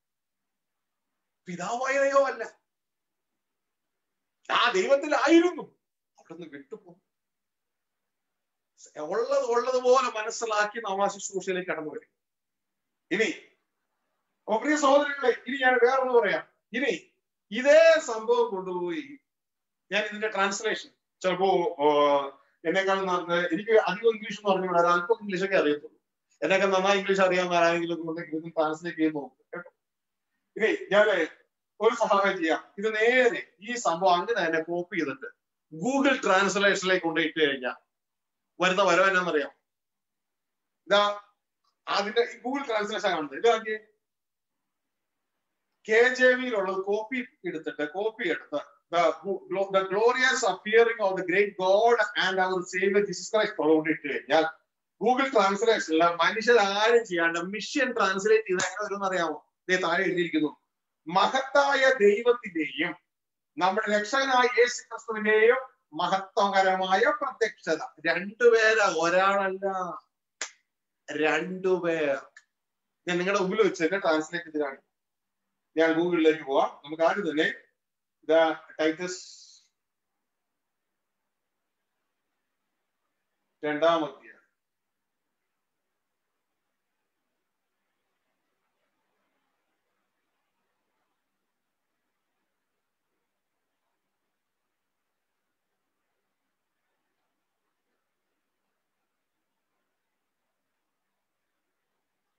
നമുക്ക് ഈ ഒരു പാട്ട് അതോടെ കോപ്പി എടുക്കാം. നിങ്ങൾക്ക് സ്ക്രീനിൽ കാണാം. ഇതെല്ലാം ഇത് ഷെയർ ചെയ്തതുകൊണ്ട് സ്ക്രീൻ ഷെയർ ചെയ്ത സ്ക്രീൻ കാണാം. ഞാൻ കോപ്പി എടുക്കാം. ഓക്കെ, അത് കോപ്പി എടുത്തു. ഇത് നേരെ ഞാൻ ഗൂഗിൾ ട്രാൻസ്ലേഷനിലേക്ക് ഗൂഗിൾ ട്രാൻസ്ലേഷൻ സ്ക്രീൻ കിടക്കുന്നു. ഞാൻ അവിടെ കൊണ്ടു ഇത് പേസ്റ്റ് ചെയ്യാൻ പോകും. ഇത് ഇവിടെ ഇംഗ്ലീഷിൽ പേസ്റ്റ് ചെയ്യുമ്പോൾ അതിനെ മലയാളം ട്രാൻസ്ലേഷൻ അടുത്ത ഭാഗത്ത് എന്താണ് വരുന്നത് നമുക്ക് നോക്കാം. ഓക്കെ, അവിടെ വന്നാണ്ടോ? മഹാനായ ദൈവത്തിന്റെയും ഒരാൾ, നമ്മുടെ രക്ഷകനായ യേശുവിന്റെയും അടുത്ത മഹത്വത്തിന്റെ പ്രത്യക്ഷത. അല്ലാതെ ഇത് യേശുവിനെ പിടിച്ച് മഹാദൈവമാക്കിയതല്ല. മനസ്സിലാവുന്നുണ്ടോ? അപ്പൊ ഇതേപോലെയുള്ള ട്രാൻസ്ലേഷൻ മിസ്റ്റേക്കുകൾ കടന്നു വന്നാൽ നമ്മളെ തന്നെ ഡിഗ്രേഡ് ചെയ്യുവാനും അനുവദിക്കരുത്. കാരണം നമുക്കൊരു ലക്ഷ്യമുണ്ട്, നമുക്കൊരു യാത്രയുണ്ട്. ആ യാത്രയിലേക്ക് നമ്മൾ എത്തിച്ച ഹല്ലേലൂയ. നമ്മൾ പലതിലും ഞാൻ തെറ്റിപ്പോകുന്നു. അതോടെ ഞാൻ നിങ്ങളോട് പറയുന്നത്, ഞാൻ പറയുന്ന തെറ്റാണെങ്കിൽ നിങ്ങൾ എന്നെ അറിയിക്കണം, വചനത്തിലൂടെ അറിയിക്കണം. ചുമ്മാ അവര് പറഞ്ഞു ഇവര് പറഞ്ഞു തർക്കത്തിനൊന്നും ഞാനില്ല. കാരണം എനിക്ക് അതിനുള്ള സമയമില്ല. കാരണം എനിക്ക് എന്റെ കർത്താവിനെ അനുഗമിച്ച് യാത്ര ചെയ്യാനുള്ളത് ഒരല്പ സമയമേ ഉള്ളൂ. സമയം തക്കത്തിൽ ഉപയോഗിക്കാനാണ്. അപ്പോ ബൈബിള് പ്രകാരം ഇതാ ഉള്ള കാര്യങ്ങൾ അറിയിച്ച നമുക്ക് അതനുസരിച്ച് നമുക്ക് ഒരുമിച്ച് യോജിച്ചു പോവാം. കാരണം ഞാൻ ഇന്നലത്തേക്കാൾ ഇന്ന് കുറേ കൂടി സത്യം മനസ്സിലാക്കി, ദൈവത്തിൽ നിന്ന് മനസ്സിലാക്കി അതിനോട് ചേരുകയാണ്. അപ്പോ നിങ്ങൾക്ക് ആർക്കെങ്കിലും ഇതാ ബൈബിളിൽ എന്റെ ദേവദാസൻ ഇങ്ങനെയാണ് പറയുന്നത്, അത് ഇന്ന ഭാഗമാണ് എന്ന് പറഞ്ഞുകൊണ്ട് എന്നെ അറിയിക്കുന്നുവെങ്കിൽ ഞാൻ അതൊന്ന് ചിന്തിച്ച് ദൈവസന്നിധിയിൽ വെച്ച് ഇതാ അത് അങ്ങനെ വരെയെങ്കിൽ അത് സ്വീകരിക്കാൻ തയ്യാറാണ്. അല്ലെങ്കിൽ നമുക്ക് ഇതാ ഈ ബൈബിളിനോട് അല്ലെങ്കിൽ വചനത്തോട് ഒന്നിച്ചു പോകാം. ഈ ട്രാൻസ്ലേഷൻ മിസ്റ്റേക്കുകളൊക്കെ നമുക്ക് ദൈവത്തിന്റെ കൃപയിൽ ആശ്രയിച്ച് മനസ്സിലാക്കി ഒരൊറ്റ ഫെയ്ത്ത്, ഒരേ ഒരു ഫെയ്ത്ത്, ഇരുമനസ്സ് വന്നു കഴിഞ്ഞാൽ നമ്മൾ വീണത് തന്നെ. ഞാൻ പലരെയും കണ്ടിട്ടുണ്ട്. ഇവരെ കാണുന്ന ദേവദാസന്മാരെല്ലാം പോയി കേൾക്കും. അവരെ ഇന്ന് നോക്കിയാൽ എന്നും അങ്ങനെ തന്നെ ഇരിക്കും. ഒരിക്കലും ഇവർ വളരില്ല. കാരണം പലരും പല വ്യൂവിലാണ് സംസാരിക്കുന്നത്. ഇവർക്ക് ഒരാളുടെ വചനം കേൾക്കുമ്പോൾ അങ്ങോട്ട് പോകുന്നത്, ഇയാളുടെ വചനം ഇങ്ങോട്ട് പോകുന്നു. പക്ഷെ ക്രിസ്തുവിന്റെ മനസ്സാണെങ്കിൽ നമുക്ക് ഒരേ ഒരു ലക്ഷ്യമായി. പ്രിയ സഹോദരൻ, വളരെ ശ്രദ്ധയോടുകൂടിയായിരിക്കും. ഒരിക്കലും ഇരുമനസ്സായി തീരരുത്. അപ്പോ നിങ്ങളുടെ ക്രിസ്തു ക്ലിയർ ആയിട്ട് കണ്ടു. ഇവൻ മിഷൻ പോലും ട്രാൻസ്ലേറ്റ് ചെയ്യുന്നത് രണ്ടുപേരായിട്ടാ. നമ്മളെ മലയാളം ട്രാൻസ്ലേഷൻ ചെയ്തത് അത് ഇതാ ഒന്നായിട്ട്. മലയാളം മാത്രമല്ല, പല ഇംഗ്ലീഷ് വെർഷനുകൾ ഇതുപോലെ ട്രാൻസ്ലേറ്റ് ചെയ്തിട്ടുണ്ട്. കാരണം ഇതിന്റെയൊക്കെ വിഷയം എന്ന് പറഞ്ഞാൽ വിശുദ്ധ പൗലോസ് പറയുന്നത് അവർ വിഗ്രഹാരാധകരുടെ മനോഭാവത്തോടു കൂടിയാണ് ഇതൊക്കെ ചെയ്യുന്നത്. കാരണം നേരത്തെ വിഗ്രഹങ്ങളെ ആരാധിച്ചു, അവർക്ക് പൂമാലയും എണ്ണയൊക്കെ കൊടുത്ത് ഉദ്ദിഷ്ടകാരെ സാധിച്ചു. ഇതേപോലെ തന്നെ പഠിപ്പിച്ചു വെച്ചിരിക്കുന്നത് യേശുവിനെ ആരാധിച്ചാൽ കിട്ടും എന്ന് പഠിപ്പിച്ചു വെച്ചിരിക്കുന്നു. ഇതാണ് വിശുദ്ധ പൗലോസ് പറയുന്നത്. 8-ാം അധ്യായം 6-ാം വാക്യം മുതൽ വായിക്കുമ്പോൾ എഴുതിയിരിക്കുന്നു, പിതാവായ ഏക ദൈവമേ നമുക്കുള്ളൂ, അവൻ സകലത്തിനും കാരണഭൂതനും നാം അവനായി ജീവിക്കേണ്ടതും ആകും. എന്നിട്ട് യേശുക്രിസ്തുവിനെ കുറിച്ച് പറയുന്നത്, യേശുക്രിസ്തു എന്ന ഏക കർത്താവും നമുക്കുണ്ട്, അവൻ മുഖാന്തര സകലവും അവൻ മുഖാന്തര നാമവും ആകുന്നു. എന്നിട്ട് പറയാണ്, എന്നാൽ എല്ലാവരിലും ഈ അറിവില്ല. എന്നാൽ എല്ലാവരിലും ഈ അറിവില്ലെന്നേ. ഈ അറിവ് എല്ലാവർക്കും ഇല്ല. അറിവുണ്ടാകണം. എന്താ അറിവില്ലാത്തതിന്റെ കാരണം? അവിടെ എഴുതിയിരിക്കുന്നത്, ഇന്ന് വരെ അവർ വിഗ്രഹപരിചയ ഹേതുവായി വിഗ്രഹാർപ്പിതം എന്ന് വെച്ചിരിക്കുന്നു. അപ്പൊ ഇതുകൊണ്ടാ ഈ അറിവ് എല്ലാവർക്കും ഇല്ല. അപ്പൊ ഈ അറിവ് നമ്മൾ കടന്നു വരണം. ഹല്ലേലൂയ. ഈ അറിവിലേക്ക് നമ്മൾ കടന്നു വരണം. അപ്പൊ പ്രിയ സഹോദരങ്ങളെ, ഈ കാര്യം എനിക്ക് മനസ്സിലായല്ലോ. ഇനി ഇത് കുറെ ട്രാൻസ്ലേഷൻ, ബൈബിൾ ട്രാൻസ്ലേഷൻ സ്ക്രീനിൽ കാണാം. New International Translation, New Living Translation, English Standard Version, Berean Study Bible, Berean Literal Bible, New American Standard, New King James Version, King James Bible, ഇവയെല്ലാം വായിച്ചു നോക്കിയോ. ഇവയെല്ലാം പറയുന്നത് ഏകദേശം ഒരേപോലെ തന്നെ. ഇത് രണ്ടുപേരാ, ഒരാളല്ല.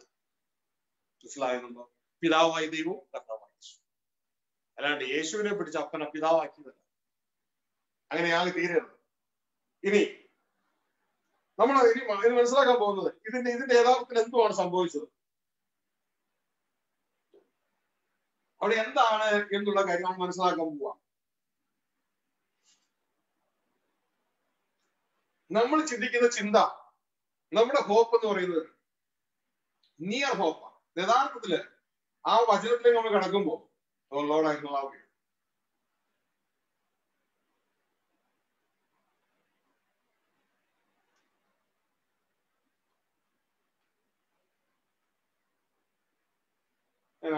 കുറച്ച് വചനത്തിന് വലുതാക്കി തരാം.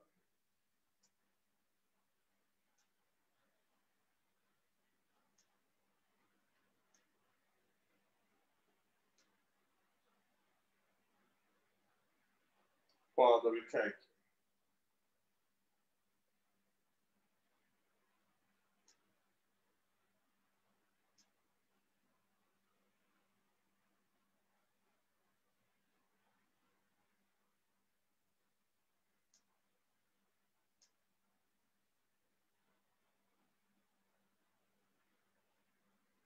നോക്കിയേ, എഴുതിയിരിക്കുകയാണ് looking for the blessed hope. നമ്മള് അനുഗ്രഹീതമായ പ്രത്യാശ and the appearing of the glory of the great God and Savior Jesus Christ. ഇപ്പോ ഈ ബ്ലെസ്ഡ് ഹോപ്പ്, നമ്മളൊരു ബ്ലെസ്ഡ് ഹോപ്പിനെ നോക്കിക്കൊണ്ടിരിക്കുക എന്നാണ് അവിടെ പറയുന്നത്. ബ്ലെസ്ഡ് ഹോപ്പിനെ നോക്കിക്കൊണ്ടിരിക്കുക. അപ്പൊ എന്താണ് നമ്മുടെ ബ്ലെസ്ഡ് ഹോപ്പ്? നമ്മുടെ ഇന്നത്തെ കണ്ടീഷനില്, ഇന്നത്തെ സുവിശേഷ പ്രകാരം ബ്ലെസ്ഡ് ഹോപ്പ് എന്ന് പറയുന്നത് യേശു ക്രിസ്തുവിന്റെ വരവാണ്. പക്ഷെ യഥാർത്ഥത്തില് അത് തീർച്ചയായും നമ്മുടെ ബ്ലെസ്ഡ് ഹോപ്പ് ആണെങ്കിലും യഥാർത്ഥത്തിൽ നമ്മുടെ ഹോപ്പ്, റിയൽ ഹോപ്പ് എന്ന് പറയുന്നത് അതിൻ്റെയും അപ്പുറം ഇളകാത്ത രാജ്യം. യേശു വരും, നമ്മളതിനെ കാത്തിരിക്കുന്ന വിശുദ്ധയെ തികച്ച്. യേശു 1000 വർഷം ഈ ഭൂമിയെ വാഴും, അതൊക്കെ മസ്റ്റാണ്. പക്ഷെ യേശു വാഴുന്ന ആ രാജ്യമൊക്കെ ഇളകുന്ന രാജ്യം.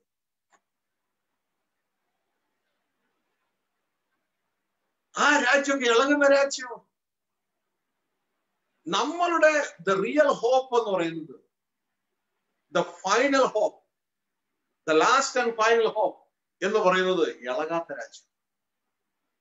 യേശുക്രിസ്തുവിന്റെ വരവ് എന്ന് പറയുന്നത് അവർ നിയർ ഹോപ്പാ, തൊട്ടടുത്തുള്ള ഹോപ്പാ, അടുത്തുള്ള പ്രത്യാശ.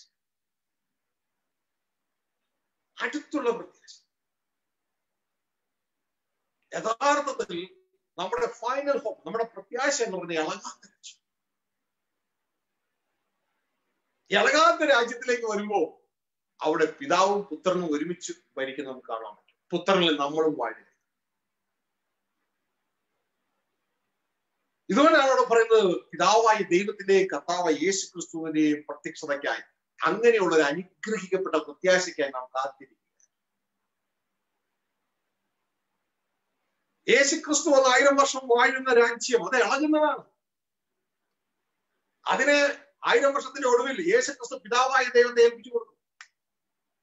സകല ശത്രുക്കളെയും പാദമിടമാക്കിയിട്ട് പിതാവിനെ ഏൽപ്പിച്ചു കൊടുക്കും. അതിനുശേഷം പിതാവ് എന്ത് ചെയ്യുന്നറിയാമോ? ഇതാ ഈ പഴയ ആകാശവും പഴയ ഭൂമിയും ഒഴിച്ച് മാറ്റിയിട്ട് ഇതാ പുതിയ ആകാശവും പുതിയ ഭൂമിയാണ്. അതാണ് ഇളകാത്ത രാജ്യം. നമ്മുടെ പ്രത്യാശ ഇളകാത്ത രാജ്യം. The final, last and final hope. യേശു ക്രിസ്തുവിന്റെ വരം എന്ന് പറയുന്നത് ദാറ്റ്സ് അവർ നിയർ ഹോപ്പ്, തൊട്ടടുത്തുള്ള ഹോപ്പ്. നിങ്ങൾക്ക് പെട്ടെന്ന് കാര്യം മനസ്സിലാകത്തില്ലെങ്കിൽ നമുക്കതിനെ കുറിച്ച് ചിന്തിക്കാം. ഇതാ യേശു ക്രിസ്തു ഇവിടുന്ന് കടന്നുപോയി ശിഷ്യന്മാരോട് പറഞ്ഞു, ഉയരത്തിൽ നിന്ന് ശക്തി ലഭിക്കുന്നവരെ യെരൂശലേം വിട്ടു പോകുക. അപ്പൊ അവരുടെ അന്നത്തെ ഹോപ്പ് എന്തായിരുന്നു? Near hope. യേശു വരുന്നതല്ലായിരുന്നു, പരിശുദ്ധാത്മാവിന് ശക്തി വരുന്നതായിരുന്നു. അത് അന്ന് അവരുടെ നിയർ ഹോപ്പായിരുന്നു. പക്ഷെ അവരുടെ ഡിസ്റ്റന്റ് ഹോപ്പ്, അല്ലെങ്കിൽ അവരുടെ ലാസ്റ്റ് ആൻഡ് ഫൈനൽ ഹോപ്പ് എന്ന് പറയുന്നത് ദൈവരാജ്യം വരുന്നതായിരുന്നു. പിതാവും പുത്രനും ഒരുമിച്ച്, മഹാദൈവവും കർത്താവ് യേശു ഒരുമിച്ച് വാഴുന്ന, ദൈവവും കുഞ്ഞാടും ഒരുമിച്ച് വാഴുന്ന ആ പുതിയ യെരൂശലേമായിരുന്നു അവരുടെ ഫൈനൽ ഹോപ്പ്. അതിനെക്കുറിച്ച് ഇവിടെ പറയും. ഹല്ലേലൂയ. നമുക്ക് വചനാടിസ്ഥാനത്തിൽ അതിനെക്കുറിച്ച് ചിന്തിക്കാം. എന്താണ് ഫൈനൽ ഹോം? ശ്രദ്ധിച്ചേ, യേശു ക്രിസ്തു ആയിരുന്ന സമയത്ത് നിങ്ങൾക്ക് ഇവിടെ കാണാം. ഇവിടെ ധാരാളം കാര്യങ്ങൾ എഴുതിയിട്ടുണ്ട്. നിങ്ങൾക്ക് അത് സ്ക്രീനിൽ അവൈലബിൾ ആണല്ലോ, നിങ്ങൾക്ക് സ്വയം പഠിക്കാം കേട്ടോ. അല്ല, ഞാൻ അതിനെക്കുറിച്ചൊന്നും അധികം ഡിസ്കസ് ചെയ്യുന്നില്ല. കാരണം യേശുവിന് എപ്പോഴും പിതാവായ ദൈവത്തെയാണ് ബൈബിൾ ഗ്രേറ്റ് ഗോഡ് എന്ന് പറയുന്നത്. ഓക്കെ, നമ്മൾ അതിനെക്കുറിച്ച് ഇപ്പോൾ അങ്ങോട്ടേക്ക് പോകുന്നില്ല. ഹോപ്പിനെ കുറിച്ച് നമ്മൾ ചിന്തിക്കുക. നിങ്ങൾ സാവധാനം റിപ്പീറ്റ് ചെയ്ത് കണ്ടിട്ട് അത് നിങ്ങൾ അതിനെക്കുറിച്ച് ആ വചനങ്ങളൊക്കെ പോയി പഠിച്ചു. ഓക്കെ, ലൂക്കോസ് സുവിശേഷം 21-ാം അധ്യായം അതിന് 31-ാം വാക്യത്തിലേക്ക് വരുമ്പോൾ അവരുടെ പ്രത്യാശ എന്താ നമ്മൾ വായിക്കുന്നത്? ലൂക്കോസ് 21-ന്റെ 31 യേശു ക്രിസ്തു ജനത്തിന് പ്രത്യാശ കൊടുക്കുകയാണ്. അപ്പോ യേശു ക്രിസ്തു എന്തിനെ കുറിച്ചാണ് പ്രത്യാശ കൊടുക്കുന്നത്? അവർ എഴുതിയിരിക്കുകയാണ്, ആ വണ്ണത്തിൽ ഇത് സംഭവിക്കുന്നത് കാണുമ്പോൾ ദൈവരാജ്യം അടുത്തിരിക്കുന്നു എന്ന് ഗ്രഹിപ്പിൻ. ദൈവരാജ്യം അടുത്തിരിക്കുന്നു എന്ന് ഗ്രഹിപ്പിൻ. ദൈവരാജ്യത്തെ കുറിച്ചുള്ള പ്രത്യാശയാണ്. ഇളകാത്ത രാജ്യത്തെ കുറിച്ചുള്ള ഒരു പ്രത്യാശ. ഇളകാത്ത രാജ്യത്തിൽ, ആ ദൈവരാജ്യത്തിൽ പിതാവായി ദൈവവും പുത്രനും വാഴുന്നുണ്ട്. വെളിപ്പാട് ദിവസം 21-22 നിങ്ങൾ വീട്ടിൽ നിന്ന് വായിക്കും. പിതാവും കുഞ്ഞാണ് ഒറ്റ സിംഹാസനത്തിൽ നിന്ന് വാഴുന്നു. അപ്പൊ തന്നെ നമ്മളും യേശുവിനോട് വാഴുന്നു. ആ ഒരു പ്രത്യാശയിലേക്കാണ് നമ്മളെ കൊണ്ടുപോകുന്നത്. ഇതാണ് ദൈവരാജ്യത്തിന്റെ സുവിശേഷം. അല്ലാണ്ട് യേശു ക്രിസ്തു വന്നു, യേശുവിനോട് കാത്തിരിക്കുന്നു, അത് നമ്മുടെ നിയർ ഹോപ്പ് മാത്രമാണ്, അടുത്തുള്ള പ്രത്യാശയാണ്. അന്ന് ശിഷ്യന്മാരെ പരിശുദ്ധാത്മാവിനോട് കാത്തിരുന്നു. ഇനിയും നമുക്ക് കാണാം, യേശു ക്രിസ്തു ജീവിച്ചിരുന്ന സമയത്ത് അന്നൊരു പൊളിറ്റീഷ്യൻ ഉണ്ടായിരുന്നു. അദ്ദേഹത്തിന്റെ പേര് ജോസഫ് എന്നായിരുന്നു. മന്ത്രിയായിരുന്നു അദ്ദേഹം.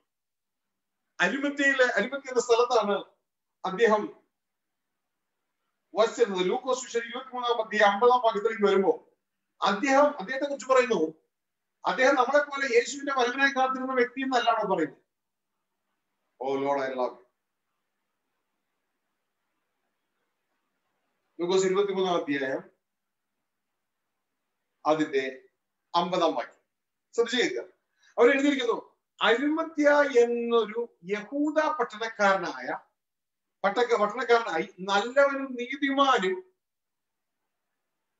യേശുവിന്റെ വരവിനെ കാത്തിരുന്നവനുമായ യോസഫ് എന്നൊരു മന്ത്രി. വായിച്ചോ നിങ്ങള്? അങ്ങനെയാണോ അവിടെ? അല്ല. കാരണം അദ്ദേഹത്തിന് യേശുവിന്റെ വരവിനെ കുറിച്ച് അറിയത്തില്ല അന്ന്. ഇപ്പൊ നമുക്കറിയാം. അവരെല്ലാം കാത്തിരുന്നത് ഇളകാത്ത രാജ്യത്തിനായിരുന്നു, ദൈവരാജ്യം വരുന്നതിനായിരുന്നു കാത്തിരുന്നത്.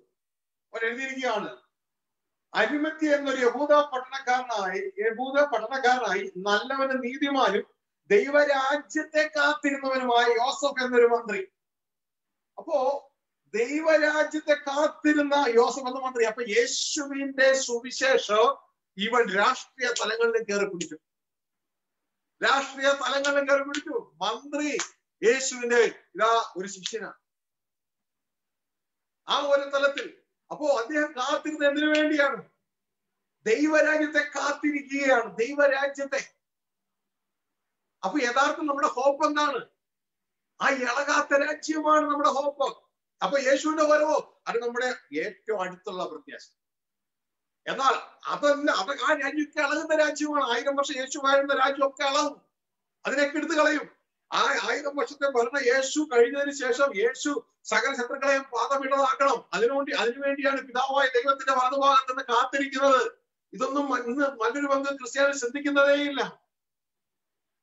അവിടെ എഴുതിയിരിക്കുകയാണ്, പിതാവിന്റെ കൽപ്പന പ്രകാരം യേശു പിതാവിന്റെ വലതുഭാഗത്ത് ശത്രുക്കൾ പാദമിടാൻ കാത്തിരിക്കുന്നു.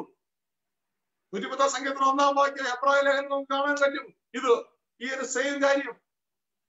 അപ്പൊ പ്രിയ സഹോദരങ്ങളെ, ഈ സംഭവം നമ്മൾ മനസ്സിലാക്കി നാം അതിനോട് ചേരുവാനായിട്ട് ഇടയാകണം.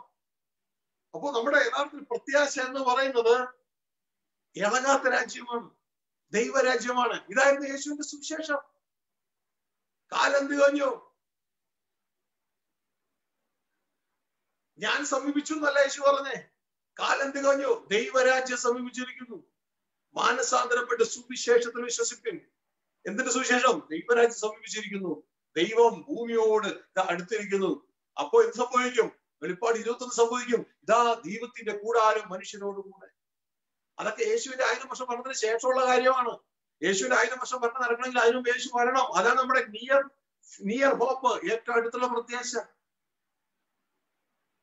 ഹല്ലേലൂയ. നിങ്ങളിപ്പോ ഡൽഹിക്ക് പോകാന്ന് ചിന്തിച്ചോ?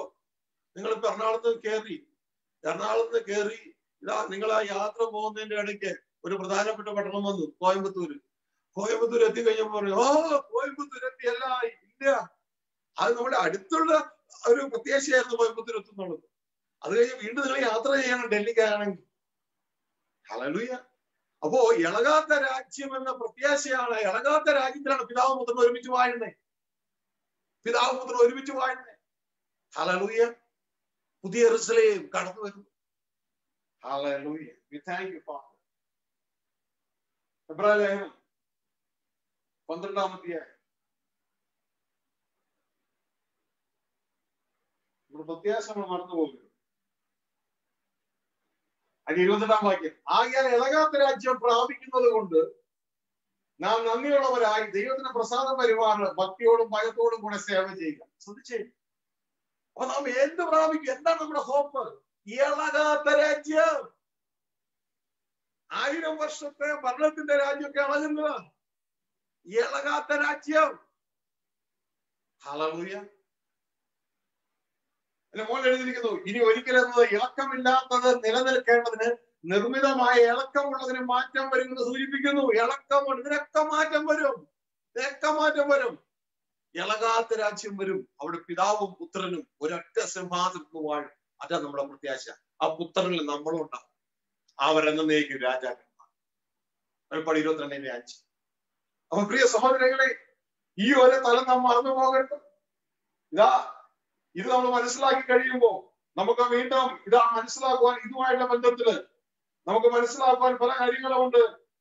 1 പത്രോസ് 3-ാം അധ്യായം 13-ാം വാക്യത്തിൽ നമുക്ക് ഇതേ ഹോപ്പ് കാണാം. 1 പത്രോസ് 3-ാം അധ്യായം 13-ാം വാക്യത്തിൽ അവിടെ വധിക്കുന്നു, നീതി വസിക്കുന്ന പുതിയ ആകാശത്തിനും പുതിയ ഭൂമിക്കുമായി നാം കാത്തിരിക്കുന്നു. ഈ ഭൂമിയല്ല, യേശുക്രിസ്തു 1000 വർഷം ഭരിക്കുന്ന ഭൂമിയല്ല, അതിന്റെ അപ്പുറത്തേക്ക് വരികയാണ്. യേശുക്രിസ്തു 1000 വർഷം ഭരിക്കുന്ന ഭൂമി വളരെ നല്ല കാര്യം തന്നെയാണ്. പ്രിയ സഹോദരങ്ങളെ, ഇവിടെ നാം മനസ്സിലാക്കേണ്ട കാര്യമുണ്ട്. നീതി വസിക്കുന്ന പുതിയ ആകാശത്തിനും പുതിയ ഭൂമിക്കുമായി കാത്തിരിക്കുകയാണ്. Hallelujah. Oh Lord, I love you. We thank you, Father. We thank you. 1 പത്രോസ് 3-ാം അധ്യായം 13-ാം വാക്യം. Oh Lord, I love you. 1 പത്രോസ് 3-ാം അധ്യായം 13-ാം വാക്യം. 2 പത്രോസ്. 1 പത്രോസ് അല്ല, എഴുതിയിരിക്കുന്നത് തെറ്റാണ്. കറക്റ്റ് ചെയ്തോളെ. എന്നാൽ നാം അവന്റെ വാഗ്ദത്ത പ്രകാരം നീതി വസിക്കുന്ന, അപ്പോ ഇതെന്തുവാ? വാഗ്ദത്തമാണ്. വാഗ്ദത്തത്തിലാണ് നമുക്ക് പ്രത്യാശ കിട്ടുന്നത്. The blessed hope. വാഗ്ദത്തം ഇല്ലെങ്കിൽ പ്രത്യാശ ഇല്ല. നമ്മൾ അതിനുവേണ്ടി കാത്തിരിക്കണേ. എന്നാൽ നാം അവന്റെ വാഗ്ദത്ത പ്രകാരം, ദൈവത്തിന്റെ വാഗ്ദത്ത പ്രകാരം നീതി വസിക്കുന്ന പുതിയ ആകാശത്തിനും പുതിയ ഭൂമിക്കുമായിട്ട് കാത്തിരിക്കുന്നു. അപ്പൊ നമ്മൾ എന്തിനാ സൗരല്ല കാത്തിരിക്കണേ? നീതി വസിക്കുന്ന പുതിയ ആകാശവും പുതിയ ഭൂമിക്കുമായിട്ട് കാത്തിരിക്കണേ. ഹല്ലേലൂയ. പുതിയ ആകാശവും പുതിയ ഭൂമി ഇളക്കമുള്ളതല്ല. പുതിയ ആകാശവും പുതിയ ഭൂമി എവിടെ വരുന്ന? വെളിപ്പാട് പുസ്തകത്തിൽ കാണാം. 1000 വർഷം വന്നതിന് ശേഷമാണ് ഇതൊക്കെ സംഭവിക്കുന്നത്. അപ്പൊ നമ്മൾ നിയർ ഹോപ്പിൽ മാത്രം പ്രത്യാശയുള്ളവരാണെങ്കിൽ നമ്മൾ ഷോർട്ട് സൈറ്റഡ് ആണ്. ദൈവരാജ്യ സന്ദേശം നമുക്ക് മനസ്സിലാക്കി. ഹല്ലേലൂയ. പ്രിയ സഹോദരങ്ങളെ, ഇതുമായുള്ള ബന്ധത്തില് നാം മനസ്സിലാക്കുന്ന കാര്യം എന്ന് പറയുന്നത്, ഈ നീതി വസിക്കുന്ന പുതിയ ആകാശം പുതിയ ഭൂമി, വെളിപ്പാട് പുസ്തകം 21-ാം അധ്യായം നമുക്കവിടെ കാണാം. 21-ാം അധ്യായം 1-ാം വാക്യം. ഇതേ വാക്യം ഇതേ രീതി തന്നെ. ഞാൻ പുതിയ ആകാശവും പുതിയ ഭൂമിയും കണ്ടു. ഒന്നാമത്തെ ആകാശം ഒന്നാമത്തെ ഭൂമി ഒഴിഞ്ഞു പോയി. കണ്ടോ? അപ്പൊ ഒന്നാമത്തെ ആകാശവും ഒന്നാമത്തെ ഭൂമിയിലുമാണ് 1000 വർഷം ഭരണം നടക്കണം നാം ഇപ്പോഴായിരിക്കുന്നത്. അത് ഒഴിഞ്ഞു പോകും. അതൊക്കെ ഇളക്കമുള്ളതാണ്. അതല്ല നമ്മുടെ പ്രത്യാശ. അത് നമ്മുടെ നിയർ ഹോപ്പാണ്. യഥാർത്ഥത്തിൽ നമ്മുടെ പ്രത്യാശ എന്ന് പറയുന്നത് ഇളകാത്ത രാജ്യമാണ്. ഇളകാത്ത രാജ്യം. ആ രാജ്യത്ത് പിതാവും പുത്രനും ഒരുമിച്ച് വാഴുന്ന രാജ്യമാണ്. പിതാവും പുത്രനും ഒരുമിച്ച് വാഴുന്ന രാജ്യം. എന്നാൽ അതിന് വരുന്നതിന് മുമ്പ് ദൈവരാജ്യത്തിന് 3 സ്റ്റേജുകളുണ്ട്. ആ സ്റ്റേജുകളാണ്: ഒന്നാമത്തേത് പരിശുദ്ധാത്മാവ് വാഴുന്നു പിതാവിന് വേണ്ടി പുത്രന് വേണ്ടി. രണ്ടാമത്തേത് പുത്രൻ വാഴുന്നു പിതാവിന് വേണ്ടി. മൂന്നാമത്തേത് പിതാവ് നേരിട്ട് വാഴുന്നു. ഇന്ന് നമ്മൾ ഒന്നാമത്തെ സ്റ്റേജിലാണ്. ഇന്ന് ദൈവരാജ്യം അലങ്കരിക്കുന്ന പരിശുദ്ധാത്മാവാണ് ഭൂമിയിൽ. പിതാവിന് വേണ്ടി പരിശുദ്ധാത്മാവാണ് അലങ്കരിക്കുന്നത്. ഇന്ന് ദൈവരാജ്യവും ഭക്ഷണവും പാനീയവും അല്ല, നീതിയും സമാധാനവും പരിശുദ്ധാത്മാവിനുള്ള സന്തോഷവുമാണ്. ഇന്ന് പരിശുദ്ധാത്മാവാണ് ഇതിനെ അലങ്കരിക്കുന്നത്. ഒരു സ്ത്രീ എടുത്ത് 3 മറമാവിൽ ഒളിച്ചു വെച്ചിരിക്കുന്ന 3 സ്റ്റേജുകളാണ്. ഓൾറെഡി അത് പ്രസംഗിച്ചിട്ടുണ്ട്. www.kingdommessages.com എന്ന വെബ്സൈറ്റിൽ നിങ്ങൾക്ക് അവൈലബിൾ ആണ്. ധാരാളം സന്ദേശങ്ങൾ അതിനുള്ള അവൈലബിൾ ആണ്.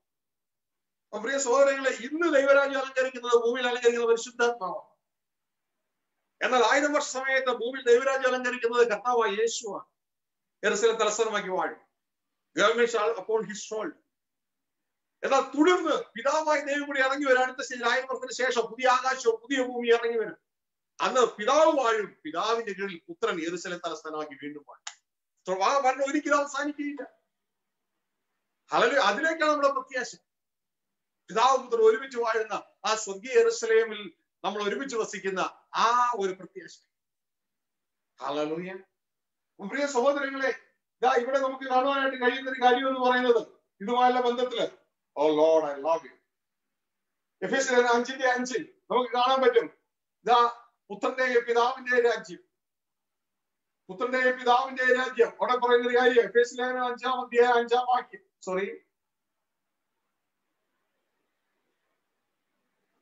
5-ാം അധ്യായം 5-ാം വാക്യം അവിടെ എഴുതിയിരിക്കുകയാണ്: ദുർനടപ്പുകാരൻ, അശുദ്ധൻ, വിഗ്രഹാരാധിയായി, ദ്രവ്യാഗ്രഹി, ഇവർക്ക് ആർക്കും ക്രിസ്തുവിന്റെയും ദൈവത്തിന്റെയും രാജ്യത്തിൽ അവകാശമില്ല എന്ന് നിങ്ങൾ അറിയുന്നില്ലയോ?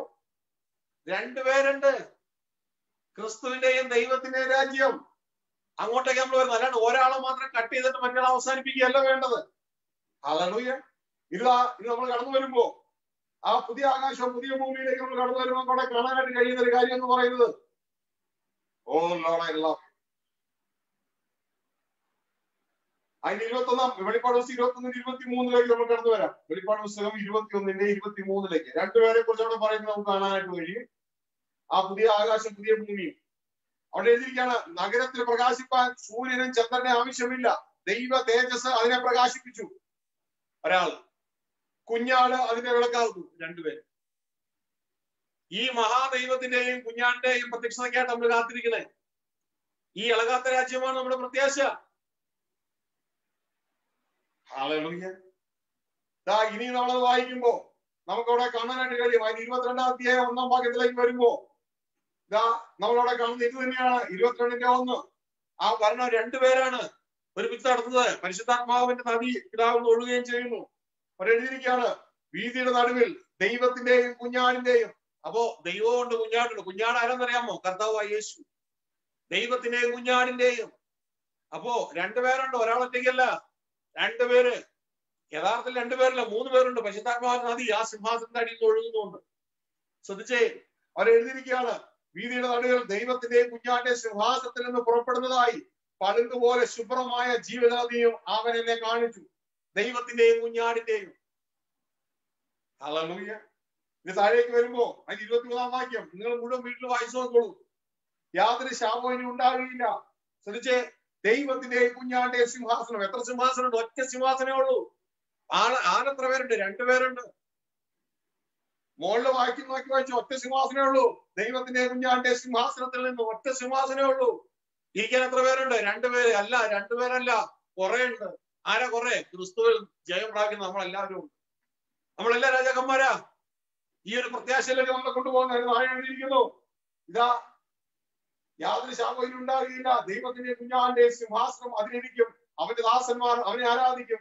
അവൻ അവന്റെ മുഖം കാണും. അവന്റെ നാമം അവരുടെ നെറ്റിമേലിരിക്കും. ഇനി രാത്രി ഉണ്ടാകുകയില്ല. ദൈവമായ കർത്താവ് അവരുടെ മേൽ പ്രകാശിക്കുന്നതുകൊണ്ട് വിളക്കിന്റെ വെളിച്ചമോ സൂര്യന്റെ വെളിച്ചമോ അവർക്ക് ആവശ്യമില്ല. അവർ എന്നേക്കും രാജാക്കന്മാരായിരിക്കും. കുഞ്ഞെ, നീ എന്നേക്കും ക്രിസ്തുവിന്റെ ഉള്ളിൽ രാജാവായിരിക്കും. ഇതല്ലേ നിന്റെ പ്രത്യാശ? ഇതല്ലേ രാജ്യത്തിന്റെ സുവിശേഷം?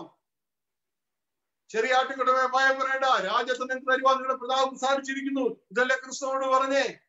നീ അവസാനം ക്രിസ്തുവിനുള്ളിൽ രാജാവായി മാറുകയാണ്. ക്രിസ്തുവിനോട് ചേർന്ന് ക്രിസ്തു ആരുടെ ഉള്ളിലാണ്? ക്രിസ്തു പിതാവിലാണ്. ദൈവത്തിന്റെ കുഞ്ഞാന്റെ സിംഹാസനം, ആ സിംഹാസനത്തിൽ ആരുമുണ്ട്? നമ്മളുണ്ട്. ഇതല്ലേ വെളിപ്പാട് 2-ന്റെ വെളിപ്പാട് 3-24 കർത്താവ് യേശു പറഞ്ഞത്, ഞാൻ ജയിച്ച എന്റെ പിതാവിന്റെ സിംഹാസനത്തിൽ ഇരിക്കുന്നത് പോലെ ജയിക്കുന്നവരെ ഞാൻ എന്നോട് കൂടെ എന്റെ സിംഹാസനത്തിൽ ഇരുത്തും. എല്ലാവർക്കും ഒറ്റ സിംഹാസനമേ ഉള്ളൂ. ഹല്ലേലൂയ. ഇതാ കർത്താവ് പറഞ്ഞേ, പിതാവേ ഞാൻ അങ്ങിലും അങ്ങ് എങ്ങനെയായിരിക്കുന്ന പോലെ ഇവർ നമ്മിലായി തീരണം. ഇതാണ് കാലസമ്പൂർണ്ണ വ്യവസ്ഥ. സ്വർഗവും ഭൂമിയും തമ്മിൽ ഒന്നാകണം. ഇതല്ലേ നമ്മുടെ പ്രത്യാശ. ഈ ഹോപ്പിലേക്കല്ല നമ്മൾ പോകുന്നത്. ഇതല്ലേ നമ്മുടെ ബ്ലെസ്സഡ് ഹോപ്പ്. ഇതല്ലേ ബൈബിള് പഠിപ്പിക്കുന്നേ. ഇതല്ലേ നമ്മളും പഠിപ്പിക്കേണ്ടേ. ഇങ്ങനെയല്ലേ മറ്റു സഹോദരങ്ങൾ വെളിച്ചം കൊടുക്കേണ്ടേ. എന്നിട്ട് നമ്മുടെ അപ്പൻ ഒന്ന് പറയുമ്പോ അത് പറയാതെ അത് കേട്ടു, ഇനി ഞങ്ങൾ പറയില്ല, കാരണം എന്റെ സഹോദരന്മാരെ അടിക്കും, അവരെ പുറത്താക്കും, അവർ പുറത്താക്കട്ടെ, അടിക്കട്ടെ. മരണമുള്ള അവരെ, കുഞ്ഞെ നിനക്ക് മരണമില്ലാത്തവരാക്കി മാറ്റണമെങ്കിൽ നീ അപ്പനിൽ നിന്ന് കേട്ടോ അവരോട് പറയണം. മിണ്ടാതിരിക്കരുത്. മിണ്ടണോ? നമ്മുടെ ഡ്യൂട്ടി എന്താ? സ്വർഗത്തെ, ദൈവത്തെ ഭൂമിയിൽ വെളിപ്പെടുത്തുന്നതല്ലേ, സ്വർഗരാജ്യത്തെ ഭൂമിയിലേക്ക് കൊണ്ടുവരുന്നതല്ലേ നമ്മുടെ ഡ്യൂട്ടി. അല്ലാതെ പിതാവിനും മറയ്ക്കുന്നതാണോ നമ്മുടെ ഡ്യൂട്ടി? പ്രിയ സഹോദരങ്ങളെ, കഴിഞ്ഞ കാലത്ത് അറിവില്ലായ്മകൊണ്ട് നമ്മൾ അങ്ങനെയൊക്കെ ചെയ്തു. ഇനി അല്പസമയം കൂടി ശ്വാസമുണ്ട്. ഇത് കേട്ടിട്ട് മനസ്സിലായി മനം തിരിഞ്ഞുവെങ്കിൽ കുഞ്ഞെ നിനക്ക് ശുഭം വരും. അല്ല, നീയോ വീണ്ടും സ്വർഗത്തിൽ രജിസ്റ്റർ ചെയ്തിട്ടില്ലാത്ത ഇവിടുത്തെ ഏതെങ്കിലും XYZ സംഘടനയുടെ കീഴിൽ അവരെ പ്രസാദിപ്പിക്കാൻ വേണ്ടി നിന്റെ ജീവിതകാലം കളഞ്ഞാൽ പ്രിയ കുഞ്ഞെ നിനക്കെല്ലാം നഷ്ടമായി പോകും. അതുകൊണ്ട് ദൈവത്തെ മാത്രം പ്രസാദിപ്പിക്കേ, ദൈവത്തിനായി മാത്രം നിലകൊള്ള, ദൈവത്തിനായി മാത്രം ജീവിക്കേ. ആരുടെയും താമസം നീ പ്രതീക്ഷിക്കേണ്ട. സ്വർഗത്തിലെ ദൈവം മാത്രം നിനക്ക് താമസം പറഞ്ഞാൽ മതി. ദൈവം താമസം പറയാതെ ഭൂമിയിലുള്ള എല്ലാവരും നിനക്ക് താമസം പറഞ്ഞതുകൊണ്ട് എനിക്ക് യാതൊരു കാര്യവുമില്ല. ഇവിടെ എല്ലാവരും നിനക്കിതാ തംസ് ഡൗൺ പറഞ്ഞാലും ദൈവം താമസം പറഞ്ഞാൽ പ്രിയ കുഞ്ഞെ നിന്റെ ജീവിതം സായുജ്യമായി. അതുകൊണ്ട് പ്രിയ സഹോദരി, ധാരാളം കാര്യങ്ങൾ ഇതിന്റെ ഉള്ളിലുണ്ടല്ലോ. ആ വചനങ്ങളൊക്കെ നിങ്ങൾ പഠിക്കുക, മനസ്സിലാക്കുക. ഹല്ലേലൂയ. അങ്ങനെ സത്യവചനം നിലകൊള്ളുക, എല്ലാവരെയും സ്നേഹിക്കുക, എല്ലാവരും ബഹുമാനിക്കുക, എല്ലാവരെയും സഹായിക്കുക, എല്ലാവരെയും ആ പിതാവിന്റെ അടുക്കലേക്ക് എത്തിക്കുക എന്നൊക്കെ നമ്മൾ സഹായിക്കുക. ഹല്ലേലൂയ. പിതാവിനോടും ഒരു പുത്രനോടും ആ കൂട്ടായ്മയായിരിക്കുക പരിശുദ്ധാത്മാവിൽ. ഞാൻ ചിന്തിക്കുന്ന ദൈവത്തോട് സംസാരിച്ചു എന്ന് ഈ വചനം കേട്ട് ഇതിൽ ഉറച്ച് ഇത് അങ്ങനെ തന്നെയോ എന്ന് നിങ്ങൾ തന്നെ പരിശോധിച്ചുകൊണ്ട് ഇതാ അങ്ങനെ തന്നെയെങ്കിൽ ഇരുമനസ്സുള്ളില്ലാത്തവരായി ഒരൊറ്റ മനസ്സ് ക്രിസ്തുവിന്റെ മനസ്സുള്ളവരായി ആ പിതാവിനെ വെളിപ്പെടുത്തുന്നവരായി തീരുവാൻ ക്രിസ്തു നമ്മളിൽ ജീവിക്കാൻ, നമ്മളിലൂടെ ജീവിപ്പാൻ നമുക്ക് നമ്മളെ തന്നെ ഏൽപ്പിച്ചു കൊടുക്കാം. നമുക്ക് പ്രാർത്ഥിക്കാം. നമ്മുടെ കണ്ണിലെ അടയ്ക്കാം. സ്വർഗീയ പിതാവേ, പിശാചി കെട്ടിവെച്ച വലിയൊരു കെട്ട അങ്ങിന്ന് പൊട്ടിച്ചു കളഞ്ഞതിനായി നന്ദിയോടെ.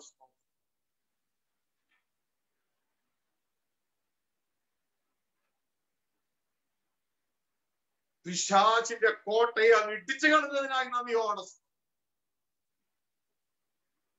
Holy God, it's your power. It's your power, Holy God. Thank you, Father. Thank you. അങ്ങൊരുക്കിയ തേജസ്സുള്ള മാർഗത്തിനായി നന്ദിയോടെ. സ്വർഗം ഭൂമിയിൽ വെളിപ്പെടുന്നതിനായി, സ്വർഗത്തിന്റെ ചിന്തകൾ ഭൂമിയിൽ വെളിപ്പെടുന്നതിനായി ഇളകാത്ത രാജ്യം പ്രാപിക്കുവാൻ തക്കവണ്ണം അങ്ങനെ ഞങ്ങൾ ഒരുക്കി വെച്ചതിനായി പ്രിയ നല്ല പിതാവേ, കഴിഞ്ഞ നാളുകളിൽ ഞങ്ങൾ അറിവില്ലാത്തത് കൊണ്ട് പലതും ഉപദേശിച്ചു. അറിഞ്ഞില്ല കർത്താവേ. ഞങ്ങളുടെ ഉപദേശങ്ങൾ ബൈബിളിലെ വചനത്തിന്, ക്രിസ്തു പറഞ്ഞതിന് ആമേൻ പറയുന്നതിനല്ല എതിരായിരുന്നു കർത്താവേ. ഞങ്ങളോട് ക്ഷമിക്കണമേ. എന്റെ സഹോദരങ്ങൾക്ക് വേണ്ടി ഞാൻ അങ്ങയോട് ക്ഷമ ചോദിക്കുന്നു.